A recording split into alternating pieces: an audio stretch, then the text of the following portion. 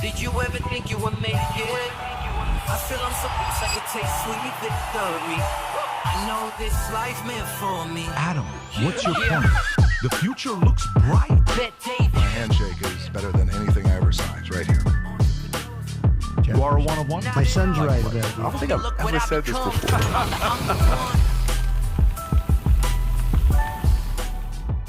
All right, gang. Hope you had a good last couple of days. We got the Business Podcast Wednesday. We got a lot of things to talk about. I got a special message for Ritz-Carlton, Fort Lauderdale, that I will share with you guys here momentarily. We had an interesting day yesterday, and it tells me about the history of Ritz-Carlton, how big of a fan I've been, and how disappointed I am with the product of Ritz-Carlton lately. Maybe I'm alone. Maybe it's just me. Maybe I'm the crazy one. Maybe you guys are on the same side. Who knows? We will definitely talk about that.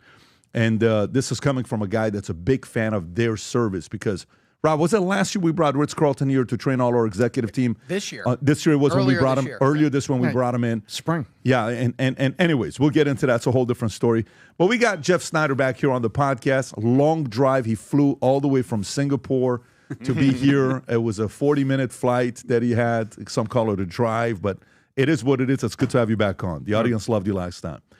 And we have Tom and Brandon. Again, I'm the guy in the middle with the guys at 150 IQ sitting around me, and we're going to try to get smarter today, folks. So, few things. Number one, if you're thinking about going to a place that's a business-friendly place to move to, maybe don't consider going to Minnesota. It may not be the most business-friendly place to go to. We'll talk a little bit about Minnesota today. A few things with what's going on. Tariffs have surprising effect on unemployment inflation patterns. Federal analysis reveals Northwestern to pay $75 million in federal civil rights deal after anti-Semitism probe. Tom's got some stuff to talk about that. Trump's administration new SNAP requirements take effect for food stamp recipients. They're changing the game for people that are getting SNAP.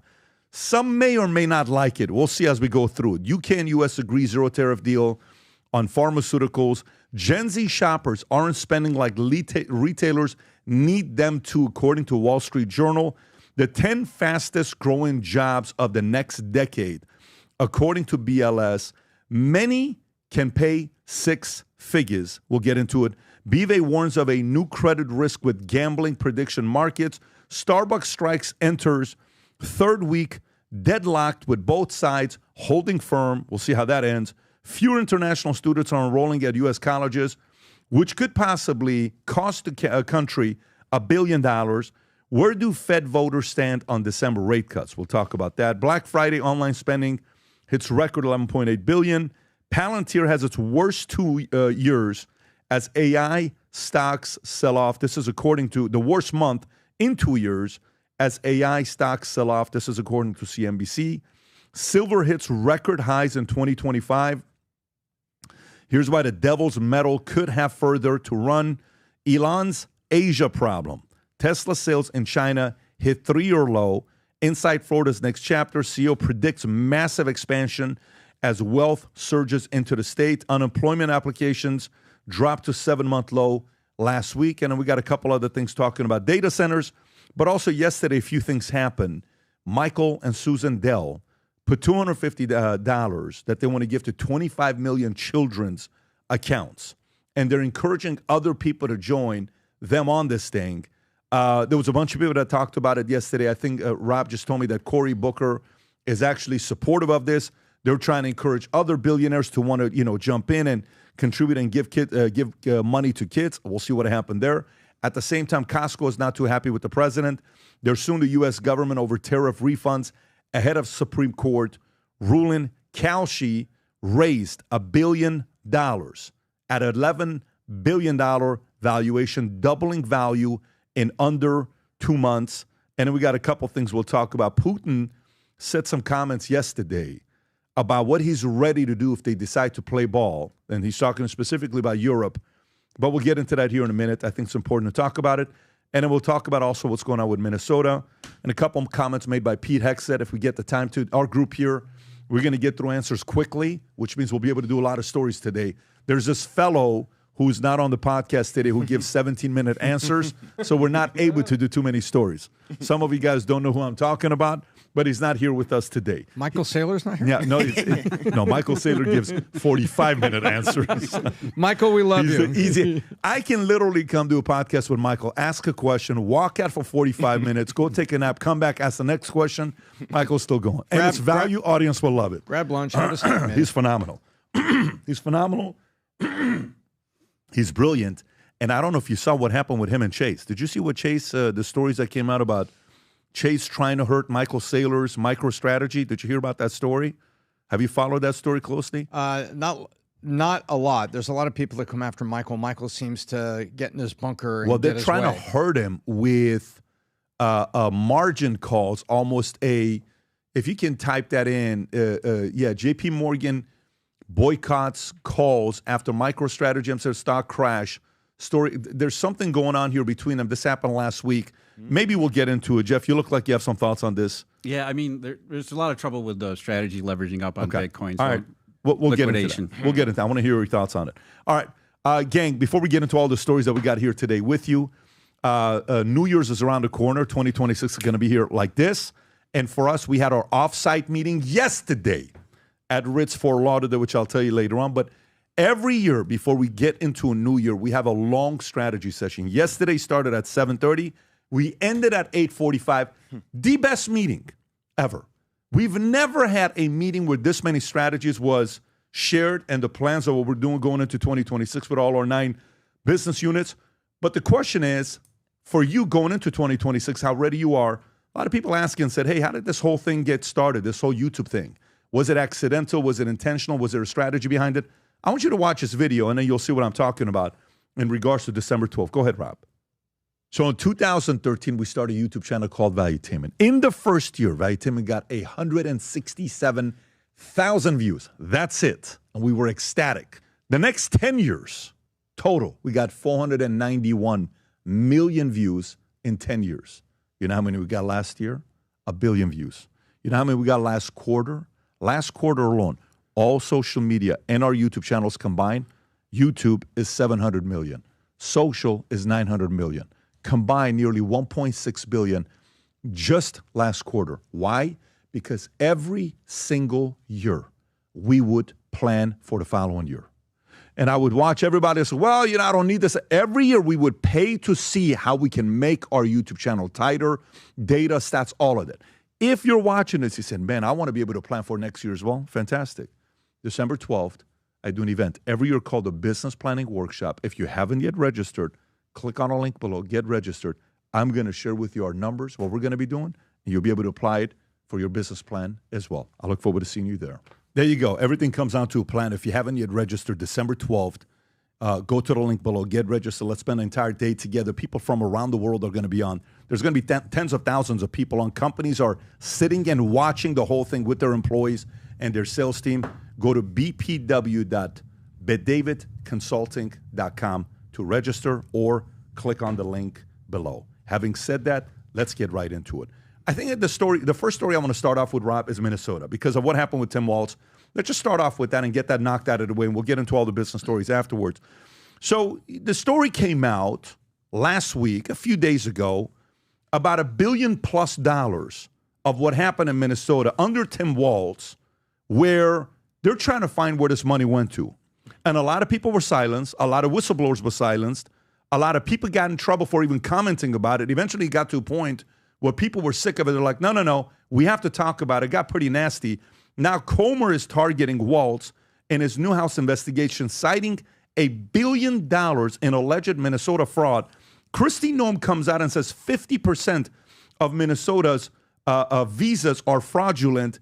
And there's a couple things that happen. I just want to share this with you, and I want to get some of the guys' thoughts here from the business perspective. Rob, which clip is this one here? This is just a local news in Minnesota covering the investigation into Tim Walz. Okay, go for it. Could some of the money stolen in one of Minnesota's fraud cases have gone to a terrorist group? That's what the federal government is now investigating. U.S. Treasury Secretary Scott Bessent blames Minnesota Governor Tim Walz and the Biden administration, saying they are investigating allegations that hardworking Minnesotans' tax dollars may have been diverted to the terrorist organization Al-Shabaab. Republican members of the Minnesota delegation called on the U.S. attorney to investigate those allegations late last month. President Donald Trump has repeatedly blamed Governor Walz and Minnesota's Somali community for fraud and crimes in the state. Okay, so that's that clip. Now, Rob, if you can go to Kristi Noem, what she's talking about with the visas, because there's just a lot of stuff that's going on over here. This video was dropped yesterday. Go for it, Rob. You told me to look into Minnesota and their fraud on visas and their programs. 50% of them are fraudulent, which means that wacko Governor Walz either is an idiot or he did it on purpose. And I think he's both, sir. He brought people in there illegally that never should have been in this country, said they were somebody that they're not. They said they were married to somebody who was their brother or somebody else. Fraudulent visa applications, signed up for government programs, took hundreds of billions of dollars from the taxpayers, and we're going to remove them and we're going to get our money back. Okay, so Jeff, when you're hearing what's going on with Minnesota, I don't know how close you're following it. What are your thoughts on what's going on there? I think there's people have a fundamental reaction to what's going on there. And it's, the idea for the American dream or the American, you work hard, you do your own thing, you get ahead that way. Yep. And so we have this fundamental reaction to stories like this where people are basically stealing. I mean, the fact that it might have been funneled to terrorism just adds another layer to this whole thing, another disgusting layer to everything else. But it's a symptom of what I think a lot of people have come to just expect. The bigger government gets, the more people have their hand out. And was anybody really surprised by this? When the news came out, it's like, yeah, I guess, I mean, that sounds, it's horrible, it's not great, but I don't know if it's a surprise part. I think, will there be accountability part? That's what I mean. Yeah. People have gotten to the point where we just expect it because there never is accountability. Yeah. People, they're stealing from the government all the time. And when we hear about it, maybe once in a while somebody gets fired or, they have to go on vacation for a couple of weeks. You never hear somebody going to jail for it. There's no deterrence. And it gets back to the idea of the uniparty. Everybody's protecting their own because everybody's using the government as some kind of payoff scheme. We have to pay off a constituency, we have to pay off somebody over here, and everybody wants to do it. So we just use the government piggy bank to just channel funds wherever. There's never accountability because it's too convenient. Tom, what do you think? Well, here's what I think. First of all, if you think that the fraud in Minnesota is big numbers that are kind of eye-watering, just wait till you see the same sort of visa fraud, SNAP fraud, and Medicare fraud and welfare fraud that's in California. It will make the numbers in Minnesota look like a child's allowance. We're still trying to figure out what the COVID fraud was. I mean, the numbers for that. Thank you very much. Yeah. Exactly. That's where you start. So in Minnesota, there's two sides to it that I see. Side number one, Democrats try to get what they believe is good use of government funds to give welfare to these people, voting blocks. So they feel they're giving it to voting blocks. Now, there's half of the Dems that then turn a blind eye because they know exactly what's going. It's remittances. And when you just see remittances is a code word for exported money. When you see that, how much did the Somali community go to banks that we can track transactions, Pat, and send money overseas, remittances. It goes to Al-Shabaab. You can also see, if you study, what are the size of remittances. You know what we could do, Rob? Just real quick, go ask for how big are the remittances annually from California to Mexico. So that'll give you, so you can look at these. The size of small countries. You can look at these two numbers side by side, and not all those remittances going from California to Mexico are fraud. Some people have jobs and are trying to send money home to their mom and dad who are living in, cartel-controlled, horrible, pueblos in Mexico. So in Minnesota, the question will be, they'll put it to a stop, but will anyone get arrested? What people wanted during the election, and the reason that Trump right now, Pat, is minus 20 points with independents, approval rating today, you ask them, and one of the things they talk about is affordability. We'll get to that later. But they say, who's going to get arrested for this stuff? Who's going to get prosecuted this stuff? And right now, first you have to stop it. But you have one side of the Dems that allows it to keep going because they see it as a welfare program. They know the cheating is going on, and they just see it as means of people that are, getting money to live. And then on the other side, you have Dems that know damn well that it's going out in remittances, but maybe they didn't know it was Al-Shabaab. But when it all hits the fan right now, this is where the Dems run for cover. But this is one of the things that the president ran on. I'm going to stop the fraud. I'm going to drain the swamp. And somebody's got to get arrested. The American people want somebody to get arrested. They want exactly what Kristi Noem said, and they want it backed up with handcuffs. Well, if they want to get support from the independents, they have no choice but doing that. Because when you look at what just happened, Rob, you have the clip of this fellow who went and met somebody at 15 years old on Snapchat, and then it takes a girl into a place, rapes her, and then is let go of this entire incident that took place. Go ahead and play this clip. Watch this, folks. Very disturbing when you watch this on why people are upset with what's going on in Minnesota. Go ahead, Rob. Man out on probation for sexual assault is charged once again. This time, prosecutors say he picked up a woman he met on Snapchat and raped her at a hotel in Bloomington. Now, prosecutors once called this man an extreme public safety risk, but he never spent a day in prison for his previous crimes. Fox 9's Mike Manzoni joining us from our newsroom now. And Mike, prosecutors signed off on plea deals in these previous cases. Kelsey and Randy, a judge sentenced the Minneapolis man in those cases back in May, but he got credit for time served, so he never went to prison. It was all part of a pair of plea deals. This is the man we're talking about. His name is Abdemahat Billy Muhammad, but prosecutors say the 28-year-old uses the names Kareem and Altesto on Snapchat, and that is where investigators say he met his latest victim as well as his two previous ones. Prosecutors say he picked up his most recent victim in Mankato back in September and drove her to a hotel near the Mall of America where he took her phone, told her she wasn't leaving, raped her, and held her against her will for days. That's according to prosecutors. Investigators used DNA to identify Muhammad as the suspect. His profile was already in the database from previous cases involving sexual assaults in Minneapolis in 2017 and another one in 2024. A Hennepin County judge sentenced Muhammad in May in those cases, including one involving a 15-year-old girl. Prosecutors say two other unidentified men took part in that assault, and one threatened the victim with a gun. But Muhammad never spent a day in prison, as we said, because he got credit for time served while awaiting trial. So you wonder why people are furious. Tom, you're making a point about why independents, where they're at with minus on certain areas support for the president. They want accountability. People want to say, what the hell happens to a guy like this? And by the way, Rob, you had one of the charts that you had up a minute ago, which was phenomenal, showing who's getting entitlement benefits. Check this out. This is family receiving welfare. So purple is illegal headed households. Red is legal immigrants. Blue is U.S.-born headed households. The people we want to give the welfare to. The people you citizens. want to give it to. And when you look at this, cash, go with a food. Look at what food looks like. Illegal, 48%. Legal, 38%. That becomes what? That's 82%, whatever that number is, a massive percentage of it is those two. Then you have the Americans. Any welfare, illegal, legal, and then you have the U.S.-born. People see numbers like this, they're like, what am I doing with my taxpayer? Why am I paying taxes? To support who? To support people? I ran a poll the other day, Rob, if you want to go to this poll, just to see what the audience was going to say.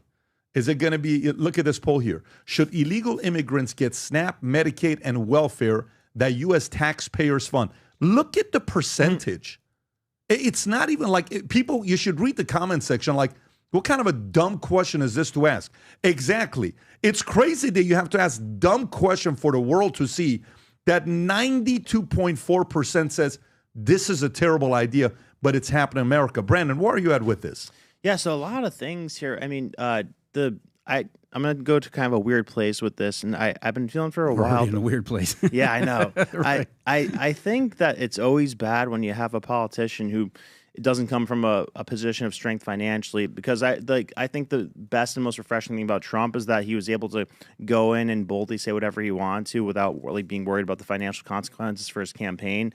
And like whenever you're leaning on your political position as like like your source of income or your way of life, you're kind of a captive to what the people who helped you get into power want you to do. So like the people like Tim Walz, the potential for corruption or doing things with money, the funding money that you shouldn't do is it's obviously much higher than somebody who comes in there with money who's just thinking about what's best for the people.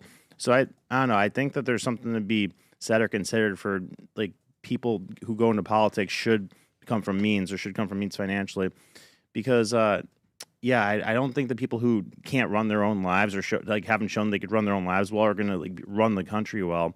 And then, that goes into all the other stuff. And by the way, if you think about how it was in America in the first place, you didn't just do politics full time. Right. It was a form of service. Make your money, take care of your family, then get into politics, give back to the country that gave you. Mayors didn't get paid salaries. People were not getting paid salaries. It was like, I'm doing this because I'm giving back to the country that gave me what I.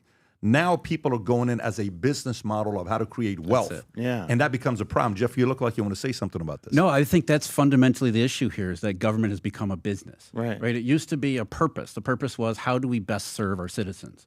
And how do we draw from the citizenry to accomplish those goals? And somewhere along the way, the bigger government got, it became a business. It became a racket. That's why people recoil at this, because why are all these illegal immigrants coming to the U.S. and signing up for what? You do that. You get paid. Of course, you can't blame them in some respect because that's what everybody does. It's become a big business, and you have all of these NGOs and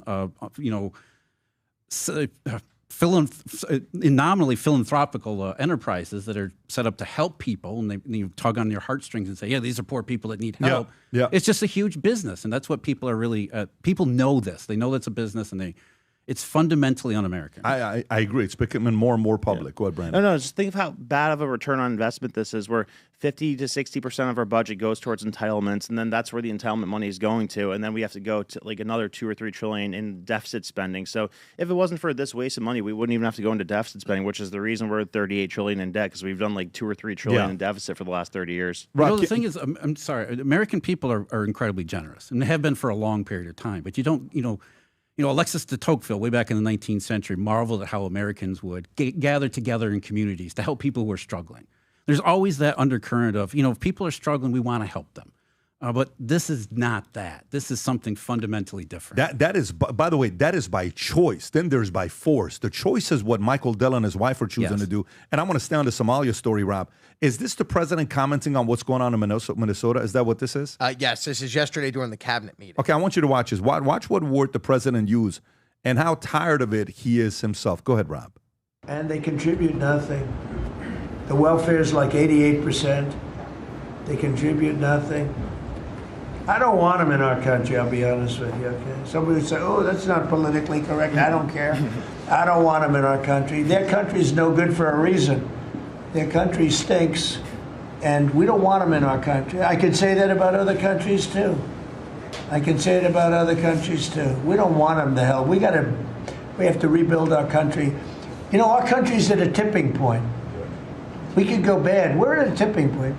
I don't know if people mind me saying that, but I'm saying it. We could go one way or the other, and we're going to go the wrong way if we keep taking in garbage into our country. Ilhan Omar is garbage. She's garbage. Her friends are garbage. These aren't people that work. These aren't people that say, let's go, come on, let's make this place great. These are people that do nothing but complain. They complain. And from where they came from, they got nothing. You can pause it right there. Now watch this. So you're listening to this. You're like, come on, how bad could it be? Here's a man who was sent back to Somalia, okay? Watch what he says here. Go ahead, Rob.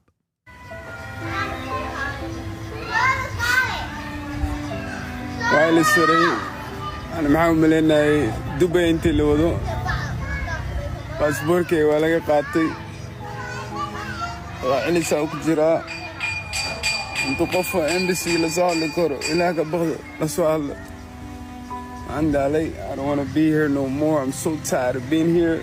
This place. This is where I'm living.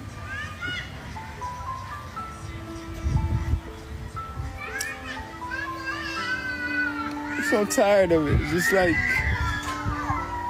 I want to go back. I don't want to be here no more. I don't cut my hair. I don't shave. I don't do nothing.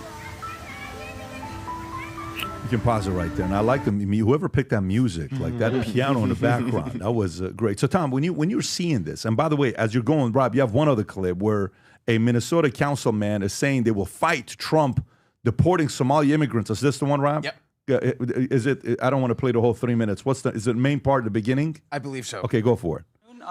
My name is Jamal Osman. I am the council member of Ward 6, someone who represents the largest East African community in Minneapolis. I am proud to say I'm a Somali American. This country welcomed me and my family 26 years ago. It has provided me a life that I did not have in Somalia. We came here and we are thankful to be here. I've been educated here, got the opportunity to serve my community, to be a council member. I know many families are fearful tonight. They are. But I want you to know that City of Minneapolis stand behind you as the leaders, both mayors and the chief and everyone that's standing behind you are here to stand with you. Yeah, you can pause it right there. Tom, thoughts? So president calls it garbage. Nothing good. Why are we taking them? 88% entitlement programs. You see the gentleman there talking with the beautiful music playing in the background on how challenging it is to be in Minnesota, in what do you call it? Pretty much Minnesota, but they call it Somalia. And from there to no longer be in the States. How do you process all of this? Well, where to start? The first thing is a guy that I don't even know if that's a real, I don't even know if that's not AI. I have no idea where that guy. It did kind of look like AI. Yeah, I don't know where the guy comes from. Can you see on the grok if it says it's AI? He's trying to seem like he's getting emotional, and he says, I'm not even cutting my hair, I'm not even shaving, but he's wonderfully clean shaven except for a neatly trimmed mustache. You could see him. And a pretty nice tattoo he had on his wrist, by the way. Yeah, and so you just look at it. And this reeks of Democrat PR. It's based on feelings. We're supposed to feel bad, so we're supposed to do something. So I'll set that guy aside because I can't validate who he is, where he's from, what he's done. We don't know his background, and it's just somebody's trying to make a heartfelt message out of it, number one. Number two, going back, I'll tell you what's going on. Minnesota is failing its people, and you only need a mob, and you have it with the Somalis. Then you get a police chief or someone in power with detectives who agreed to arrest or not arrest or start cases, Pat. They have to start the case. And then you have a DA that wants to do it. And there was, her name was Moriarty, Mary Moriarty, I believe her name was. And she was a county DA, county prosecutor, whatever her title was. But she let these teenage kids go free, like 14-year-old kids that committed a murder, 2 of them, let them go free. And as I recall, she's like, oh, well, they get influenced by their friends. And then she said, well, she's taken a look at all of the people that were arrested for drug charges, and a higher percent were black. So she's concerned that we are racially targeting black. Wait a minute. Was each case on its merit for sale, transport of cocaine, fentanyl, and crack and meth? Yes, it was. So each one of those individuals were there, but because they all happen to be one race, she said, oh, we're hyper-targeting, and we need to reduce sentences, release people, do a lot of things. And so that's all you need, Pat. You need an attorney general to act like that, not in the interest of the people or public safety, letting people go free. And that's how a 3-time sexual predator, that's her. That's it. Hennepin County Attorney, Minnesota. Wow. And she was, yeah. And believe it or not, the people, there was a committee at one point that voted not to, they said she shouldn't be our DA anymore. They wanted to overturn it. But she was just a train wreck, not in the interest of public safety. So all you need, and this is where people come out and say, well, these are the Soros-funded DAs. Who knows if Soros funded them or not? But when you have a DA that feels this way about the American people's safety coming third, and then you've got the police now are going to favor one group and ignore prosecutions, and detectives in the police department that are being led by the police chief and the DA on what to bring forward or not, then guess what? Sexual assault victims don't get represented. The place becomes less safe. People, are suffering higher crime. One group goes free, and all of a sudden you have societal change and structural cracks. And then you have Democrats turning a blind eye to people finding ways to fraud. And guess what? The Dems are perfectly happy about it because all they're caring about is the voting bloc that gets them power to continue their globalist agenda and the dilution of the sovereignty of the United States. BizDoc out. Prosecutorial discretion. That's what it really comes down to. And that's something that we dealt with in Florida here. Remember last year, Governor DeSantis removing a couple of DAs because they weren't following the law. I think that was, to your point, that was a targeted effort by, whether it was Soros or what, doesn't really matter. Let's just say bad DAs that are now criminal justice minded. They can't win at the ballot box, which is box, a code right? word for not protecting the populace. They can't win at the ballot box, so they seek a backdoor way to implement their same policies, and they've used every tool available, including prosecutorial discretion, which is what we're really talking about here, and that's it's rampant. And then the appellate level, the Obama judges that still have not completely gone through the system, was what they chose to do. Yeah, no, I mean, like we look at the national figures with the Congress people and the governors and the president, but it's like these layers of local judges and DAs and attorney generals. Like they're the real, I guess, infrastructure of like what direction America heads. And yeah, like Tom said, you think that it's probably the Soros appointed DAs, but there's more people that think the way Soros thinks and just want chaos and destruction because the outcome they want, is more likely if people who are upholding the law in a way that promotes chaos and destruction. So that's like what you got to look at. You got to look at the local stuff. Like why are certain people running for these positions? Why are they getting funding from certain places? Like why is there an incentive to create chaos? And I mean, that's kind of a rhetorical question, but it's a business model. It definitely is a business model to have something like that going on in America. But the good news is enough people are fighting back. And as much as social media, we all saw the documentary Social Dilemma, how bad it is and all this other stuff. Social media has also become the enemy of the people in power who are getting exposed faster than they ever did, and they hated it. Mm-hmm. They didn't like it. And we are right now at a phase where you guys can create content and talk about the stuff that you want to talk about. Who knows what's going to happen if somebody else gets into office in 2028? As of right now, it's still free.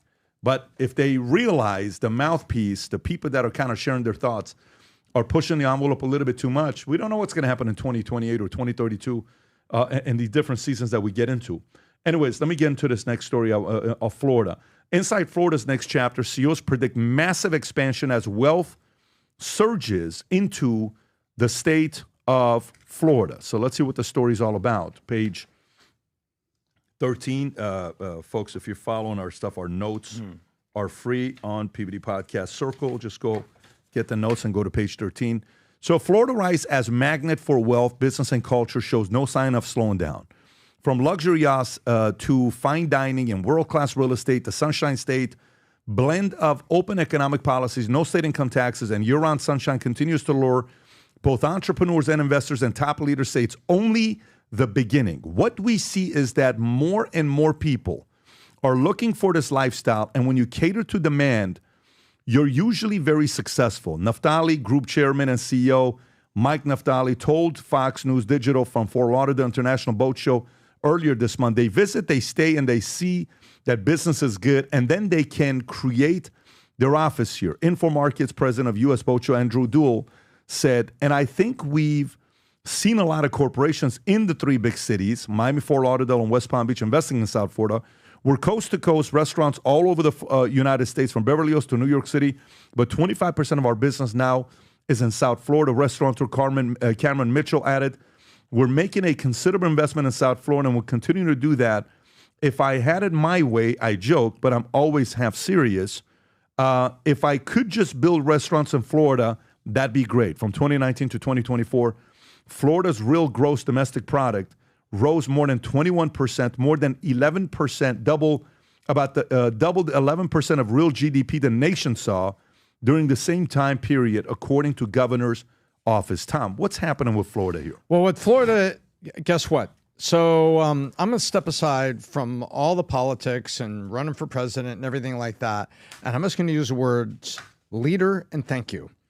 For Governor Ron DeSantis is a leader here in Florida, and we thank you. He's been a leader during the hurricanes. He got a bridge built pushing hard on rescue services to get a kind of a land bridge or rock bridge rebuilt to help with the hurricanes that happened on the Gulf Coast so they could get supplies and water and first responders in. There's been so many things he's driving, and now he's driving this initiative to review whether property tax in Florida can be paid for in other ways, and we can help reduce the cost of home ownership and affordability with taxes. All of those things come together, and the fact that there's no income tax in Florida, it makes Florida a magnet for people that want to bring their business here. And I'll tell you, I'm not, if billionaires want to move to Manalapan, that's fine. But what I'm really interested in is business owners that want to move here, provide good paying jobs for the populace, with the governor, I hope, also helping with regulation and move restrictions out of things so people can operate those business. But we also need a forceful piece of energy on housing, taking away regulation and permitting timing. Look at the permitting timing. I mean, we're in Broward County. And Broward County is this little blue jail that's in the middle of South Florida between some very red counties and a phenomenal mayor in Mayor Suarez in Miami where you can get things built. Look at all it's like the bird of Miami is the crane, is my joke. You go down there and there's cranes building everywhere. So, thank you for Suarez for bringing the flock of cranes down to Miami to build things. We need that in Broward County. And when you make Florida into this wonderful magnet, you have people that are coming down here, and this guy saying, I wish I would only build, restaurants in Florida. That's what I'm going to do. And then words talk, numbers scream. 21% GDP growth, double the national average under Governor DeSantis. So you make something, you build a great restaurant, you have a crowd at the door, and you have a wait every day at 7 o'clock. I'm sorry, you have to wait 40 minutes for a table. Why? Because it's a great restaurant and everybody wants to go there. That's what's happened to Florida. We become a magnet for it. And business owners, think about it. Do you think it'll slow down? Do you think this will slow down? Well, whenever you get an influx like this, certain things become expensive, like rent when you get demand on housing, right? And housing prices go up. And so there's this ebb and flow if you don't have enough new communities being built and things like that. So will it slow down a little bit? Yeah, probably not be doubling like it is in GDP, but people are still coming. Smart people are coming. And whether you're a billionaire coming to Manalapan, God bless you, find your home, or you're a business owner, come on down, man. Bring your jobs, employ people. First of all, I think that Florida will experience some ebbs and flows. It always does. There's a housing cycle that goes along with it, and we're on the downswing of a housing cycle. There's a little bit of concerning stuff, some overbuilding left over from COVID, especially in the Tampa area and up around there. So housing might be a sore spot. But the bigger trend, as Tom's saying, is still remains intact. I'm actually a refugee. I came from upstate New York 25 years ago. It wasn't the weather. It wasn't necessarily taxes. The reason why people come to Florida is because it's business friendly. The reason we left New York State, first of all, I grew up in the Rust Belt. I saw the downside of all that stuff. It isn't, the Rust Belt, you can blame a lot of factors for that, but a lot of it has to do with government overreach and overregulation. That's really why I left New York State. You come down to Florida, it's night and day difference. Florida is much more free and open, less regulated. That's where the lack of income taxes comes from. You compare New York State to Florida, not just in terms of population, but the government expenditures. Florida has more people now than New York State does, but yet their government expenditures are, I believe, less than half of what they are in New York State. And those two things correlate. The bigger a government is, the more there's going to be overreach. There's more there's going to be, interference in the just daily lives of people who live there, as well as the businesses that are trying to succeed. And it just becomes a toxic mix. So Florida has a lot of things going for it, but the weather, the taxes, those aren't necessarily the key secret ingredients that make Florida a top draw destination like Texas. People are moving to Texas and Florida because it isn't the same type of overwhelming, really overwhelming government climate like it is in the Northeast or the coast. Yeah, when you said refugee, I was like, all right, as long as you're not coming here from Minnesota or some of these places we're looking at. I don't know. I mean, at one point, where I grew up in upstate New York, it's not great. Upstate? We're in upstate? What part? I grew up near a place near Syracuse called Mexico, New York. Mexico, New York. Wow. Right on the corner of Lake Ontario. Nice. How's the beach in Mexico, New York? It's not Is it good. like Harry Steakhouse It's on the corner snow. of Lake Ontario. Snow. For Lake summer, effect snow. No. We're up there. Summer is 2:30 to 4 o'clock on July 7th. That's summer. Because that's it. Summer is an hour and a half. I went there to be with the luge team. What is that city in the luge where they used to train? What's the Lake city Placid. called? Lake Placid. I went to Yeah. Lake Placid. Oh, wow. Pretty sick experience. Brandon, your thoughts? Florida. Yeah, so I think that it's like the same thing that made America a powerhouse in the beginning. You know, there's things you can control, things you can't control. So like there's God-given things that Florida has that America had that made it powerful economically. But the things that you can't control is that the government is out of the way enough for businesses to be able to do their things without being restricted with regulations and whatnot, but in the way enough to where there's law and order and people have the faith in their ability to go out and take a risk, and that the government will protect them if need be from people breaking the law, people trying to take things from them. So, you know, Florida has that great mix right now of strong law and order and getting out of the way for the most part, where there are like places they could improve, like what Tom said, it's badly needed to improve the way that houses and construction is built with all that. But you know, out of all the states, Texas and Florida are definitely the best with getting out of the way of business owners and letting them do their thing, but also upholding law and order. And then, you know, New York and California are the opposite of that. They let crime run rampant, and they are like enemy number one to business owners. And by the way, you know, I would normally say Tennessee on that list. If you zoom in a little bit, look at zoom in. This is GDP growth in 2025 specifically. Texas is down. It's kind of weird. Yeah. You know, Nevada's down, and that's a no income, you know, no state tax. Tennessee is down. Look at Tennessee. Yeah. Well, Texas, there's the oil bust. You know? Right. So they're dealing with the oil. They still have a lot of oil. And Nevada is dealing with the gambling stuff because the governor cannot fix the gambling problem. The casinos in Nevada are getting their asses handed to them in a big way. Maybe they got to bring the mob back. Florida's up 1.4, and look who's number one. South Carolina. I lived there for 9 months when I was in the Army. Fort Jackson, South Carolina, up 1.7%. Second is Florida. Who's third, Rob? Is Arkansas third at 0.8? It looks like it. And North Carolina. Alabama. North Carolina's 0.8, and then Michigan's 0.2, Pennsylvania's 0.3, Alabama's 1, Georgia's 0.1. What's MS? Is that's Mississippi. Mississippi is 0.7, Utah's 0.5. Mormons are working. They'll always work. That's one thing you can rely on them. They're going to always be working. And look at all the Californians moved to Montana, built their ranches with Jane Fonda, and screwed it up. By the way, Tom, what is going on with Nebraska and Montana and Iowa? Look at Iowa and Nebraska are the lowest. Damn. Agricultural droughts. Yeah, that could be it. That could be the case. And then Alaska, obviously a great destination for people who want to be at a place where, you know, beautiful beaches, warm weather, awesome Well, let's place. connect this to the president's leadership. Why do you think it was so important for him to have those agricultural tariffs and those agreements with China, selling soybeans to China? Where do we grow our food? In the middle. Those middle countries. So he's looking out for them, is what you're saying. I believe so. Okay. All right. I absolutely believe so. All right. So we'll see. We'll see what's going to happen. Now, in the interim, Costco's not too happy with the president. Costco is trying to sue the U.S. government over tariff refunds ahead of Supreme Court ruling. Rob, if you want to pull up the clip, is this one of our friends that is this AI or is this a real human being? This is a real human being. This is a real human being. newscast. Okay, because the other guy was AI, by the way. With that music was AI. Full disclosure. He had us getting emotional. By the way, they make emotional videos to get people to fall for it. And then folks, go to Grok and ask, is this real or AI? That was a TikToker that created it with the hand tattoo and everything. Guy's actually very creative. So let me get back to the story here before we got distracted over Brandon. Costco sues U.S. government over tariff refunds ahead of Supreme Court ruling.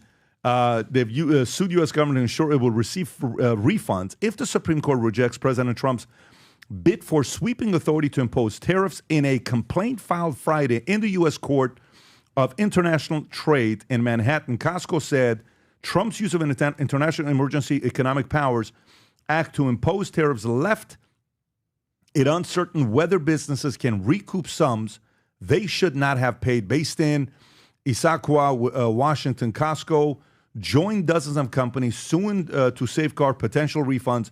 It is also amongst the largest, with $275 billion of revenue in its fiscal year ending to August 31st. nation's largest warehouse club operator, said U.S. Customs and Border Protection denied its request for more time to make final calculations of tariff owed, threatening its right to complete refunds even if the Supreme Court rules against Trump.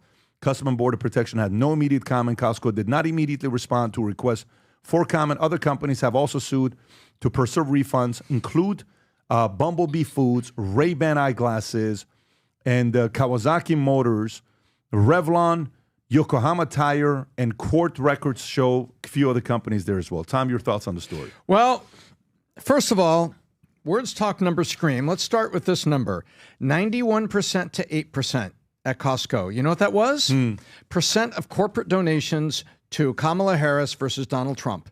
91% Kamala Harris, with the Issaquah, Washington, the liberal blue state of Washington, headquartered Costco. That way, so the next time you go to Costco instead of Sam's Club or Walmart, ladies and gentlemen, think about that score, 91 to 8. So a company that's 91 to 8, what do? They hear that possibly the tariffs are going to flip back the other way. They sue the federal government because here's what they want. They want, remember, the tariffs are under executive pen, so they went in. They want a refund from the federal government.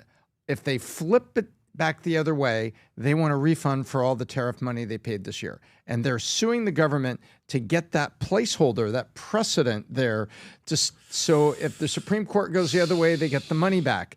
Now, I take you to this. Once upon a time, I get a speeding ticket on the Ventura Freeway near Thousand Oaks. Not crazy. It's like 72. I was driving to work. I wasn't paying attention. It was only 55. Now, later, that speed limit, I was a much younger guy, went to 65. You know, except like right near Encino, it was 55. But the 101, you know, going out to Ventura, 65. I was unable to go downtown and say, hey, wait a minute. I got a speed ticket for 72 and a 55. It's now 72 and a 65, and not one person's ever been pulled over. Can I have my $100 back for my speeding ticket? You didn't do that. No, I didn't. But if I had done that, what would they have? You would have been Costco.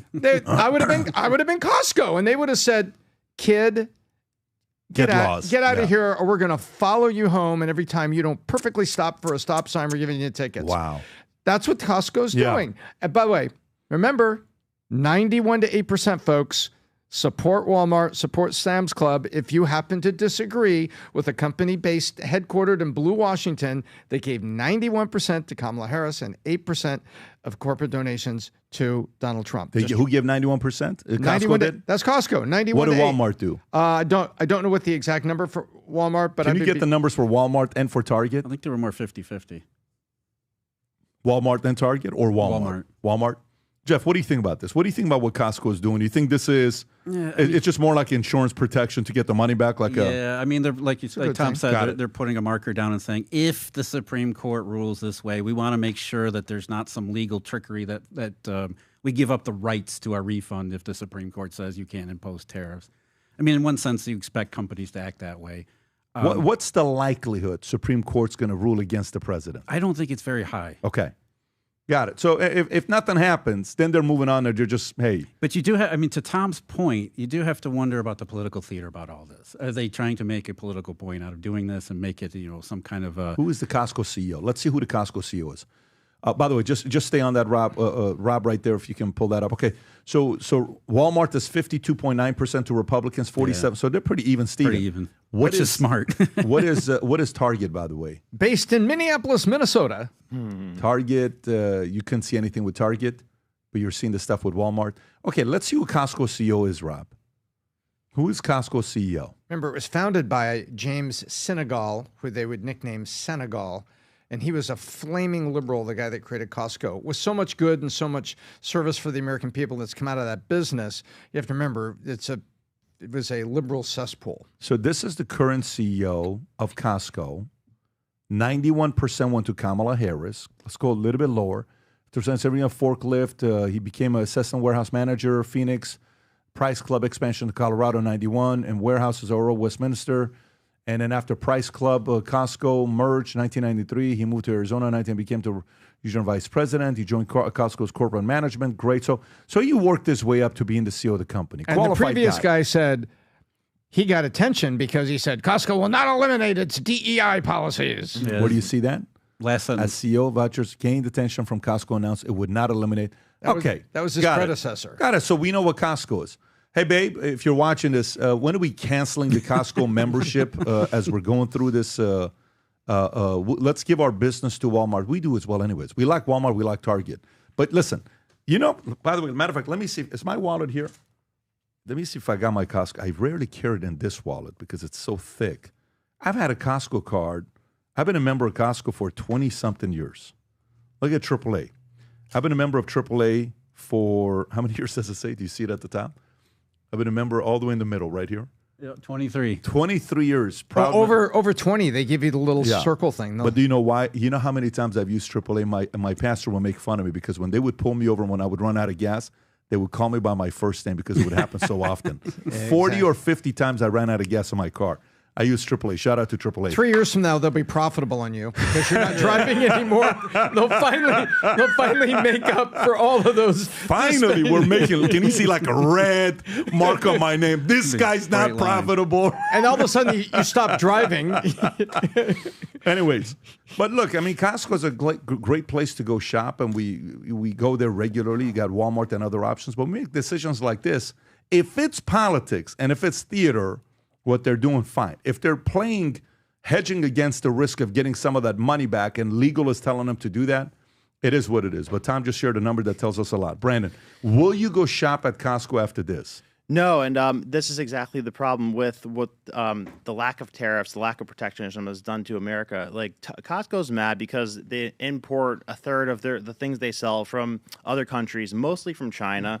But that shouldn't be the case. If we had tariffs, if we had more protectionist policies in place, then they would be sourcing it from America. But they say the problem is America can't manufacture those things. Yeah, because of a lack of tariffs. Like, when did Costco really start blowing up? They started really blowing up in the 90s, right around the time that we brought China to the World Trade Organization. So Costco's mad because, they thrive in a world with no tariffs. That's an internationalist world. But in a world that's, I think, good for the middle-class American, Costco doesn't exist. There's a bunch of smaller grocery stores that, can be competitive on prices. But when Costco exists, nobody could survive on a smaller level because Costco undersells all of them because they buy everything from China.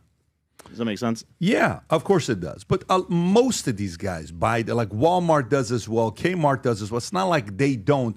Rob, can you actually That's why consolidation has happened, though. No, I agree. But can you pull up, Rob, and see what percentage of products in Walmart and Target and Costco are made in China? What percentage of their products are made in China? I'm curious. Will we be able to tell? That's a good question. Okay, according to 2020, 60% of Walmart's imported goods to the U.S. come from China. There you go. But it used to be from 80% down to 60%. Nice. Damn. So they went down a quarter of a point, right? They went down a quarter of a point. I bet you it was like 20% in the 80s. Snafu. They had to reshore It wasn't intentional. That's because they didn't have a choice. They didn't have a choice. That's because the part, Tom. Yeah. So some analysts estimate that for non-grocery items, categories like electronics, toys, apparel, and house goods are 75% or more sourced from China. Walmart has publicly stated that around 2/3 of U.S. store merchandise is made, grown, or assembled in the U.S. Okay, so the bottom line product mix is estimated to be around 40 to 70%. What's Target? Go a little bit lower. Target executives said that roughly 30% of Target's products are Chinese-made. 30% figure represents a reduction from 60% 2017.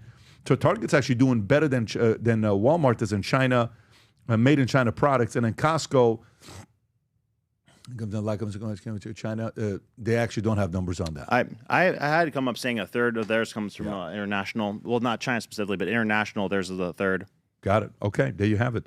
We're getting smarter, folks. That's the goal. Next, Starbucks strike enters. Third week deadlocked with both sides holding firm. Okay, this is obviously not good, but it doesn't seem like this is slowing down. And I know Howard Schultz was trying to fight it for the longest time as they were going back and forth. So Starbucks Worker United escalated its Red Cup rebellion strike over unfair labor practice on Black Friday, announced that 120 stores in 85 cities had joined the effort, while Starbucks claimed fewer than half that number were impacted and that the strike has caused minimal disruption over the last 3 weeks. Since calling the strike on November 13, the company's highly trafficked Red Cup Day, when it gives away free reusable coffee cups to customers, Starbucks Workers United reports new stores have been added to its strike in list each passing week, totaling now 120 stores. SW claims that the baristas in 550 United stores are prepared to continue escalating the strike unit until Starbucks delivers a fair union contract and resolves hundreds of unfair labor practices charges. Since the strike began, Starbucks has disputed a number of stores impacted, claiming many stores on strike list never closed, and others have since reopened despite more than 125,000 people who've signed a no contract, no coffee pledge. Starbucks reports this year Red Cup Day was its biggest sales day in the company's history. Currently, two parties are not negotiating after spending nearly 200 hours in negotiations and reaching more than 30 tentative agreements through April this year. Rob, can you please play this clip?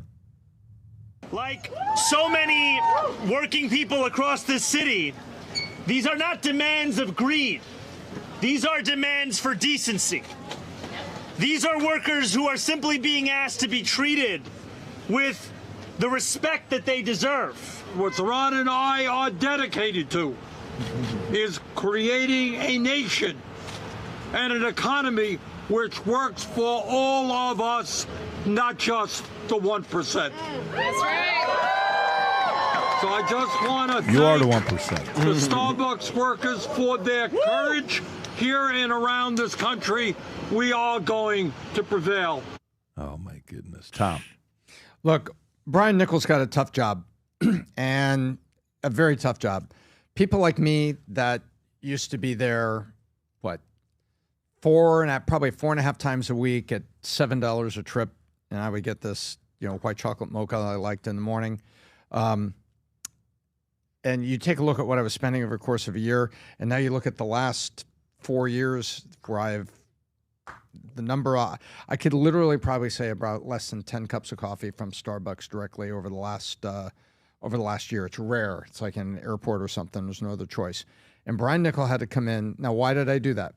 Because I hated going into a Starbucks and, have to be the baristas, listen to them pump their liberal drivel and have to sit there quietly because I can't say anything. And you don't want them to spit in your coffee. And I got tired of that. And I got tired of what they stood for. And I got tired of what was going on. And I got tired of homeless people being in there reeking. And it's not that homeless people don't need a place, but it's like, come on, this isn't a homeless shelter. You're trying to have a place of business to sell coffee. All this is going on, and people like me were saying no more. Brian Nichols gets hired to turn it around because the previous CEO wasn't showing leadership at all. And so Brian Nichols pointing out, say, look, one of the things they all want improved wages. They want higher wages. Yes, of course, we all do. And they want more staffing levels. So they want more people there. And Brian Nichols pointed out, say, hey, guys, if I do that, that location is completely unprofitable, and I close it. So do you want this fourth location in Albuquerque to close? Do you want it to close? Because you're going to strike and force us to do this, then guess what? We're going to close locations. And so this is an example where when the unions are trying to make a coffee service part-time job into a living wage, which is what you saw Bernie and Mamdani doing in New York. And Brian, I'm with you. You got to fight the good fight. I'm hoping you can win this thing. I'm hoping that you can get through it so that there's something for the workers and something for the company. And more importantly, you can get back to serving coffee in a neutral environment where people enjoy coming and doing it. And I am behind Brian Nichols. I hope he's able to pull it off because that's what the board and the shareholders are paying him to do. And giving in to ridiculous, union demands that ends up making, another 7% of your locations unprofitable, you close them. So congratulations. By the way, you protested and you wanted 2 more jobs and you killed 12 jobs. Very good. Very I got a question good. for you. When did this whole negotiation start with union trying to attack Starbucks? When did this happen? I believe it was 2 months ago. Rob, we it? can find the... I was just looking at it. Let me see if I can. It goes find... back a little bit further than that. Yeah, I mean, there have been problems over the last couple of years. But How long has the problems been? How long? Starbucks has been struggling as a business for quite some time. It's sort of a microcosm of the economy as a whole.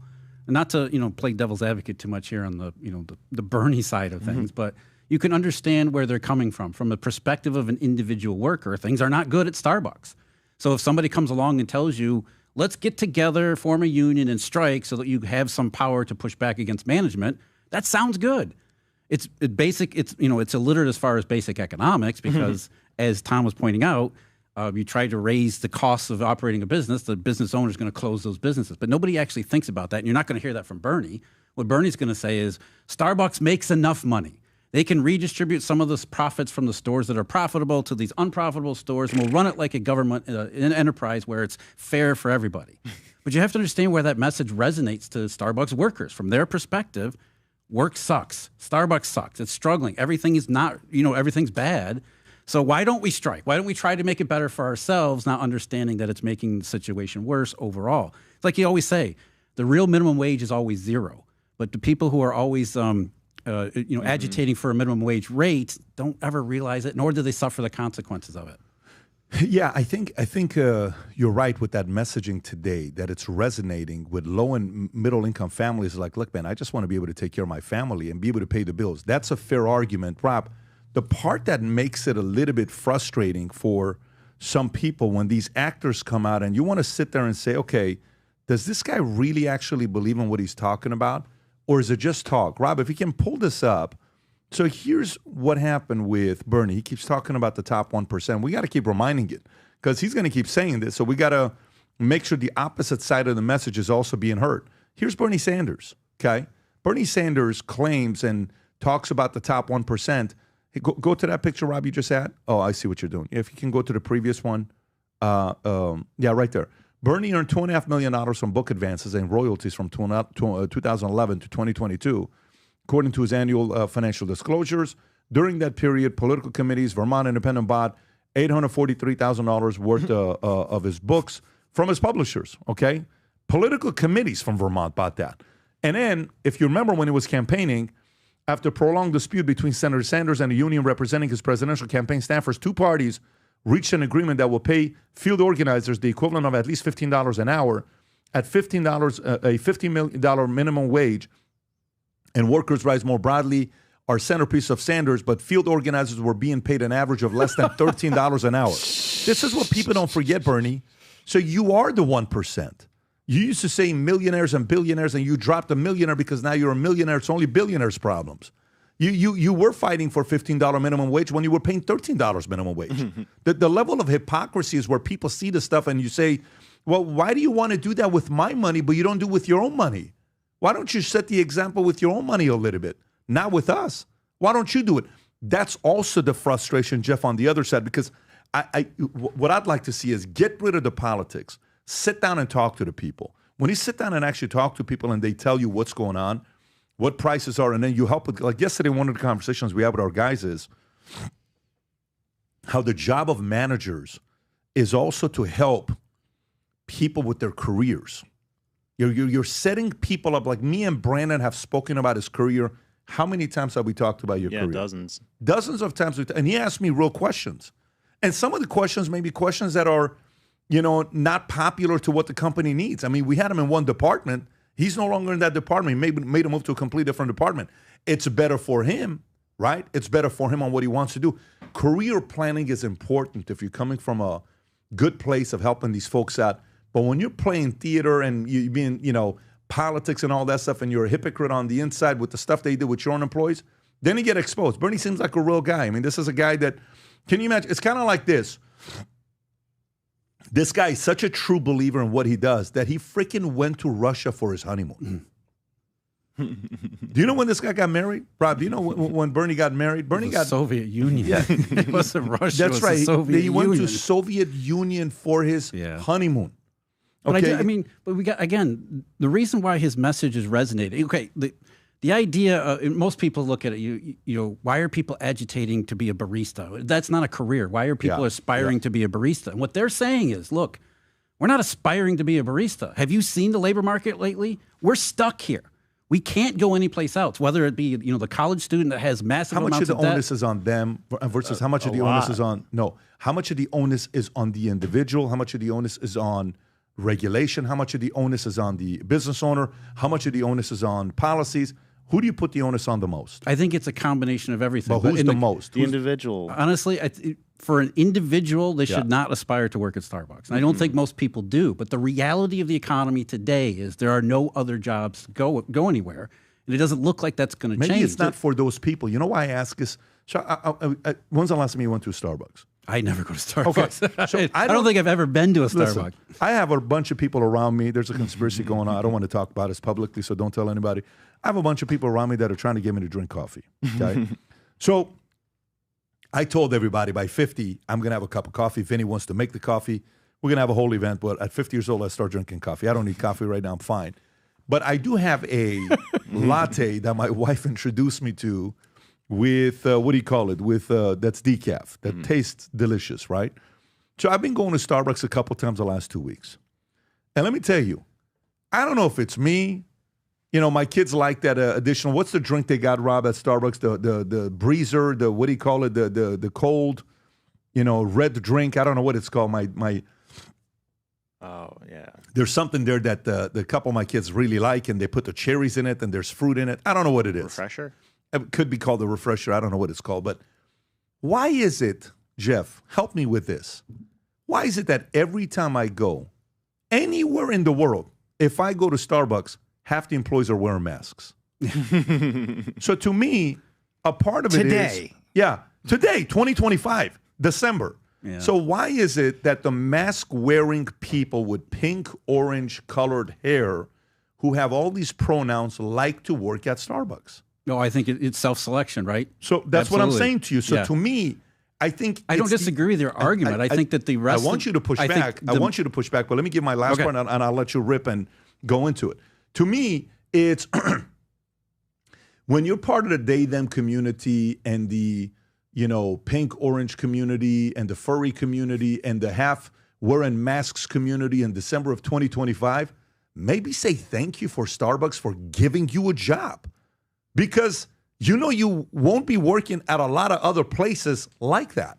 And Starbucks says, we don't discriminate. So rather than celebrating that a company like Starbucks doesn't discriminate and offers these people jobs who want to wear masks in December of 2025, doesn't judge them, doesn't make them feel uncomfortable, doesn't make fun of them, actually praises them, I think there's got to be a little bit of saying, hey, thank you, Starbucks, because if Starbucks doesn't give them that social program, we're paying for their salary. You and I are. So to me, it's like, thank you, Starbucks, for hiring these people, because a lot of employers won't. What would you say about that? I agree with a lot of what you said there, but I think there has to be more... I'm still going to get my latte. You can't change my mind. That's what you know. Nothing wrong with that.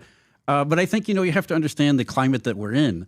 So even those people who should be in some degree grateful for having a job at Starbucks, that job still leaves them further and further behind in terms of their own fiscal situation. So from a purely individual perspective, they're thinking, why can't I get further ahead at Starbucks? Now, you and I would say that, that's not the point here. You're not supposed to use Starbucks as a springboard. Like if you go work at McDonald's is not a career option. Starbucks is not a career option. But what a lot of people are saying, and the reason why they're falling for this message from Bernie and Mamdani and socialism, is that they say, well, look, I'm stuck at Starbucks for the time being, or, I like working at Starbucks because they celebrate me, yet working at Starbucks, I keep falling further and further and further behind in this economy. And I've been doing this for years after year after year. Eventually, enough is enough. To play devil's advocate here, you have to understand where these people are coming from. You're right. They should be grateful that they have any job at all, but that still doesn't make it whole. That still leaves a huge amount of gray area where they're saying, look, we are not thriving here. This is not working for us. We need to do something about it. In the traditional route, and in actually healthy economy would be, you don't need to work at Starbucks, go someplace else, find a job that actually pays you what you're worth. But in this type of economy that we've been in since the post-pandemic, since the pandemic and lockdown showed up, it's almost impossible to do that, and it's getting harder and harder. So I'm not agreeing with the position. I'm not agreeing with the strike and the tactics here and the overall thinking, but you have to understand where it's coming from. I look, for a guy that grew up extremely poor, dad was a cashier at a 99-cent store in Manchester and Normandy, and the only option I had at 18 years old was to go to the military, because from 0 to 18, I've never finished a book. I don't know if I'm not you guys, okay? I'm not you guys. You guys are brilliant. By the time you were 18, you would have done laps around me. I wasn't that guy. I never read books. So my out was. But you had another route. But you took it. You know what I did? I went to the Army. And I was going to do 20 years in the Army because that was the thing I saw. I saw the only savior for a guy, simple guy like me, broken family, troublemaker, go to the Army, do 20 years, get benefits, and then afterwards you become a cop. And so my first career was going to be military. My second career was going to be a cop or a firefighter. And then boom, the rest is history. That was literally my plan, 2020. I was going to go be a soldier, and then I was going to go be a firefighter for 20 years or a cop. And then what happens? You know, plans changed. And then somebody gave me a book, and I started reading a business book. And when I read this business book, like right now I'm walking on with this book here. It's not a book recommendation because it's $400. Mm-hmm. It's a book from 1972. I'm reading this book on perspective on McKinsey. The more and more I'm reading about this, the more I'm realizing how amazing of a guy this Marvin Bower guy was. You know, a lot of times we hear about McKinsey Consulting Company, but we forget about what happened when James McKinsey, who the company is named after, while he was at his consulting firm, got a job to go work at Marshall Field as the CEO. So he left his consulting firm to go be the CEO of another company, while Marvin Bower and these other guys are running the company. They're like, oh, it's okay, go do that because it was bringing more attention. Our founder is now the CEO of Marshall Field. And then he dies out of nowhere, has pneumonia. 10 days he's in a hospital. The hospital he's staying at, they don't have any antibiotics from. The guy dies at 49 years old. 49 years old, James McKinsey. This guy, Marvin Bower, has a choice to stop the company and start a new company with a new name. You know what he decides to do? He says, there's no way we're changing the company's name. Keeps the company McKinsey. They agreed to pay 21% to McKinsey's family of every profit they made. The 21% equity of the company goes to the family every year, even though the guy has not been involved for a while. Names his third son, James McKinsey Bower, is what he names his third son. He says, that guy's my hero. He changed my life, right? Marvin Bower. But I'm reading this book. Why am I reading this book? I want to know the history of the consulting firms because we're planning on building one of the biggest consulting firms worldwide. So people can pick up books and go read and get knowledge. Who is that on? So I relate to the person that's dressed like that. I was the guy that would put peroxide in his hair and go to the beach to have orange hair. I'm that guy. I'm actually being serious with you. If anybody knows you're from the streets, if you remember you're an LA guy, you're wearing peroxide, you know we would put peroxide just to go in the sun, and all of a sudden you had that little highlight in your hair. It was kind of cool to do so back in the 90s. You're going to bring it back. I get it. But where I'm going with this is, you know, when I worked at Burger King, I didn't work there because I was going to be at BK the rest of my life. I worked there because a guy named Eddie was helping us become men. And so Eddie played a role as a mentor to younger guys. I just right now typed in, Rob, what Starbucks does, because this is what I want to do to respond back to what you're saying. Criticism for Starbucks. What does Starbucks do to invest in its people and personal development? Okay, that's the question I asked, Rob. Number one, the Starbucks College Achievement Plan, it's called SCAP. Starbucks pays 100% tuition for employees to earn a bachelor's degree through Arizona State University online. Only 25 undergrad programs are covered. Employees don't have to stay at Starbucks after graduating. There's no time commitment requirement. More than 20,000 partners, employees have enrolled so far. Are you freaking kidding me? That's awesome that they're doing this, okay? Number two, pathway to admission, college prep program. Okay, if an employee doesn't yet qualify academically for ASU, Starbucks pays for a bridge program that helps them become eligible. 3, world-class leadership training, retail leadership programs, a shift supervisor to store manager to district manager, regional director. Number 4, Starbucks mission and values training, culture training, Beanstalk, employee stock ownership program. They give RSUs, financial well-being and life skill training. Okay, apprenticeship and career mobility programs. They even have the DEI, coffee master program, black apron training. I don't know what that's called. Mental health and personal resilience training, servant leadership philosophy, Howard Schultz's influence. I can go on and on and on. We only hear the horror stories about these companies. And there's guys behind closed doors that work like slaves to build these companies up. And Howard is one of them. Howard Schultz is one of them. Went and bought a small little shop, turned into what it is. Do you have that clip, Rob, when Howard Schultz is being criticized about being a billionaire? He says, I'm no longer gonna apologize about becoming successful. You don't know my story. Have you guys seen that clip? Rob, do you know which one I'm talking about? I'll find it. You ever seen this clip when he's getting pushed? He's getting pushed. I think he is in, I'm sure you've seen this. You know what I'm talking about. He is in court somewhere where he's being criticized and he gets angry and he responds to something. As he should. As he should. I found it, Rob. If you go right on his billions, no one gave it to me. Okay, here we go. Let me just share this with you. It's a short clip, Rob, if you want to pull it up. The one I have is just a short clip. Some of these guys are like 3 minutes or 4 minutes. Here, I just sent it to you. How long does this one say it is? This Rob? one's 54 that I found. Minutes? 54 seconds. Oh, play. Go for it. Sorry. This monarch of billionaire, let's just get at that, okay? I grew up in federally subsidized housing. Let me finish. I grew up in federally subsidized housing. My parents never owned a home. I came from nothing. I thought my entire life was based on the achievement of the American dream. Yes, I have billions of dollars. I earned it. No one gave it to me.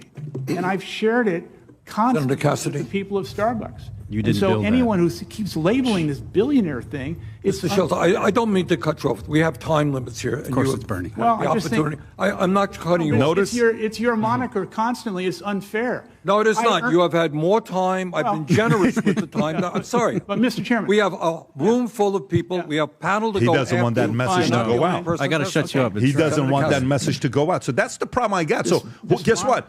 What do you want kids to look up to? Well, I mean, look, there has been a cultural shift. When I was younger, when you were younger, we looked up to people who were successful. That was sort of the, our idols were people who were successful, billionaires. It didn't matter if they were billionaires in whatever field it was.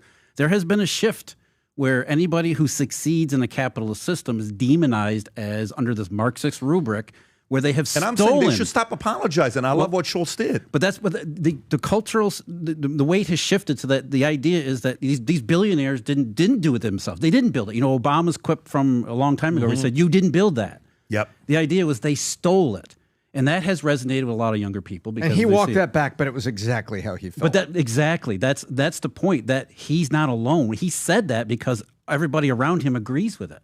So we have demonized successful people to the point that the term billionaire has become, a pejorative, which is what Schultz was saying. He said, look, I built a company in the United States that is, Starbucks, and we employ how many hundreds of thousands of people? How much do we contribute to the overall economy and the livelihoods of people? To take your point, he's done something really good, but something has shifted in the culture to where we no longer look up to success. Who do you blame? They spend 6 hours a day with teachers who support biggest teachers union, who hate capitalists, who give 98% of their donation to the Democratic Party. They have a monopoly. Today, I read a story about Michael Jordan he's not yet suing NASCAR, but Michael Jordan's furious with NASCAR, and I think he may actually end up winning because NASCAR takes 65% of the earnings, and it goes to them, even though they don't. There's two families in NASCAR. We were just actually with them. It's so interesting. Yeah, he's suing NASCAR apparently 20 hours ago. So one of them owns all the tracks. The other one owns the brand. Michael loves the game. I think his driver is Danny Hamlin, or used to be Danny Hamlin, if I'm not mistaken. That's correct. Yeah, so his company is called 2311, I think it's called. 23X1 is what his company is called. And he's got 3 cars, I want to say, if I'm not mistaken. 3 cars that are racing in it. Yeah, 23X1, 2311 racing. And he's got 3 racers. And each race car that's racing, they have, what's the number?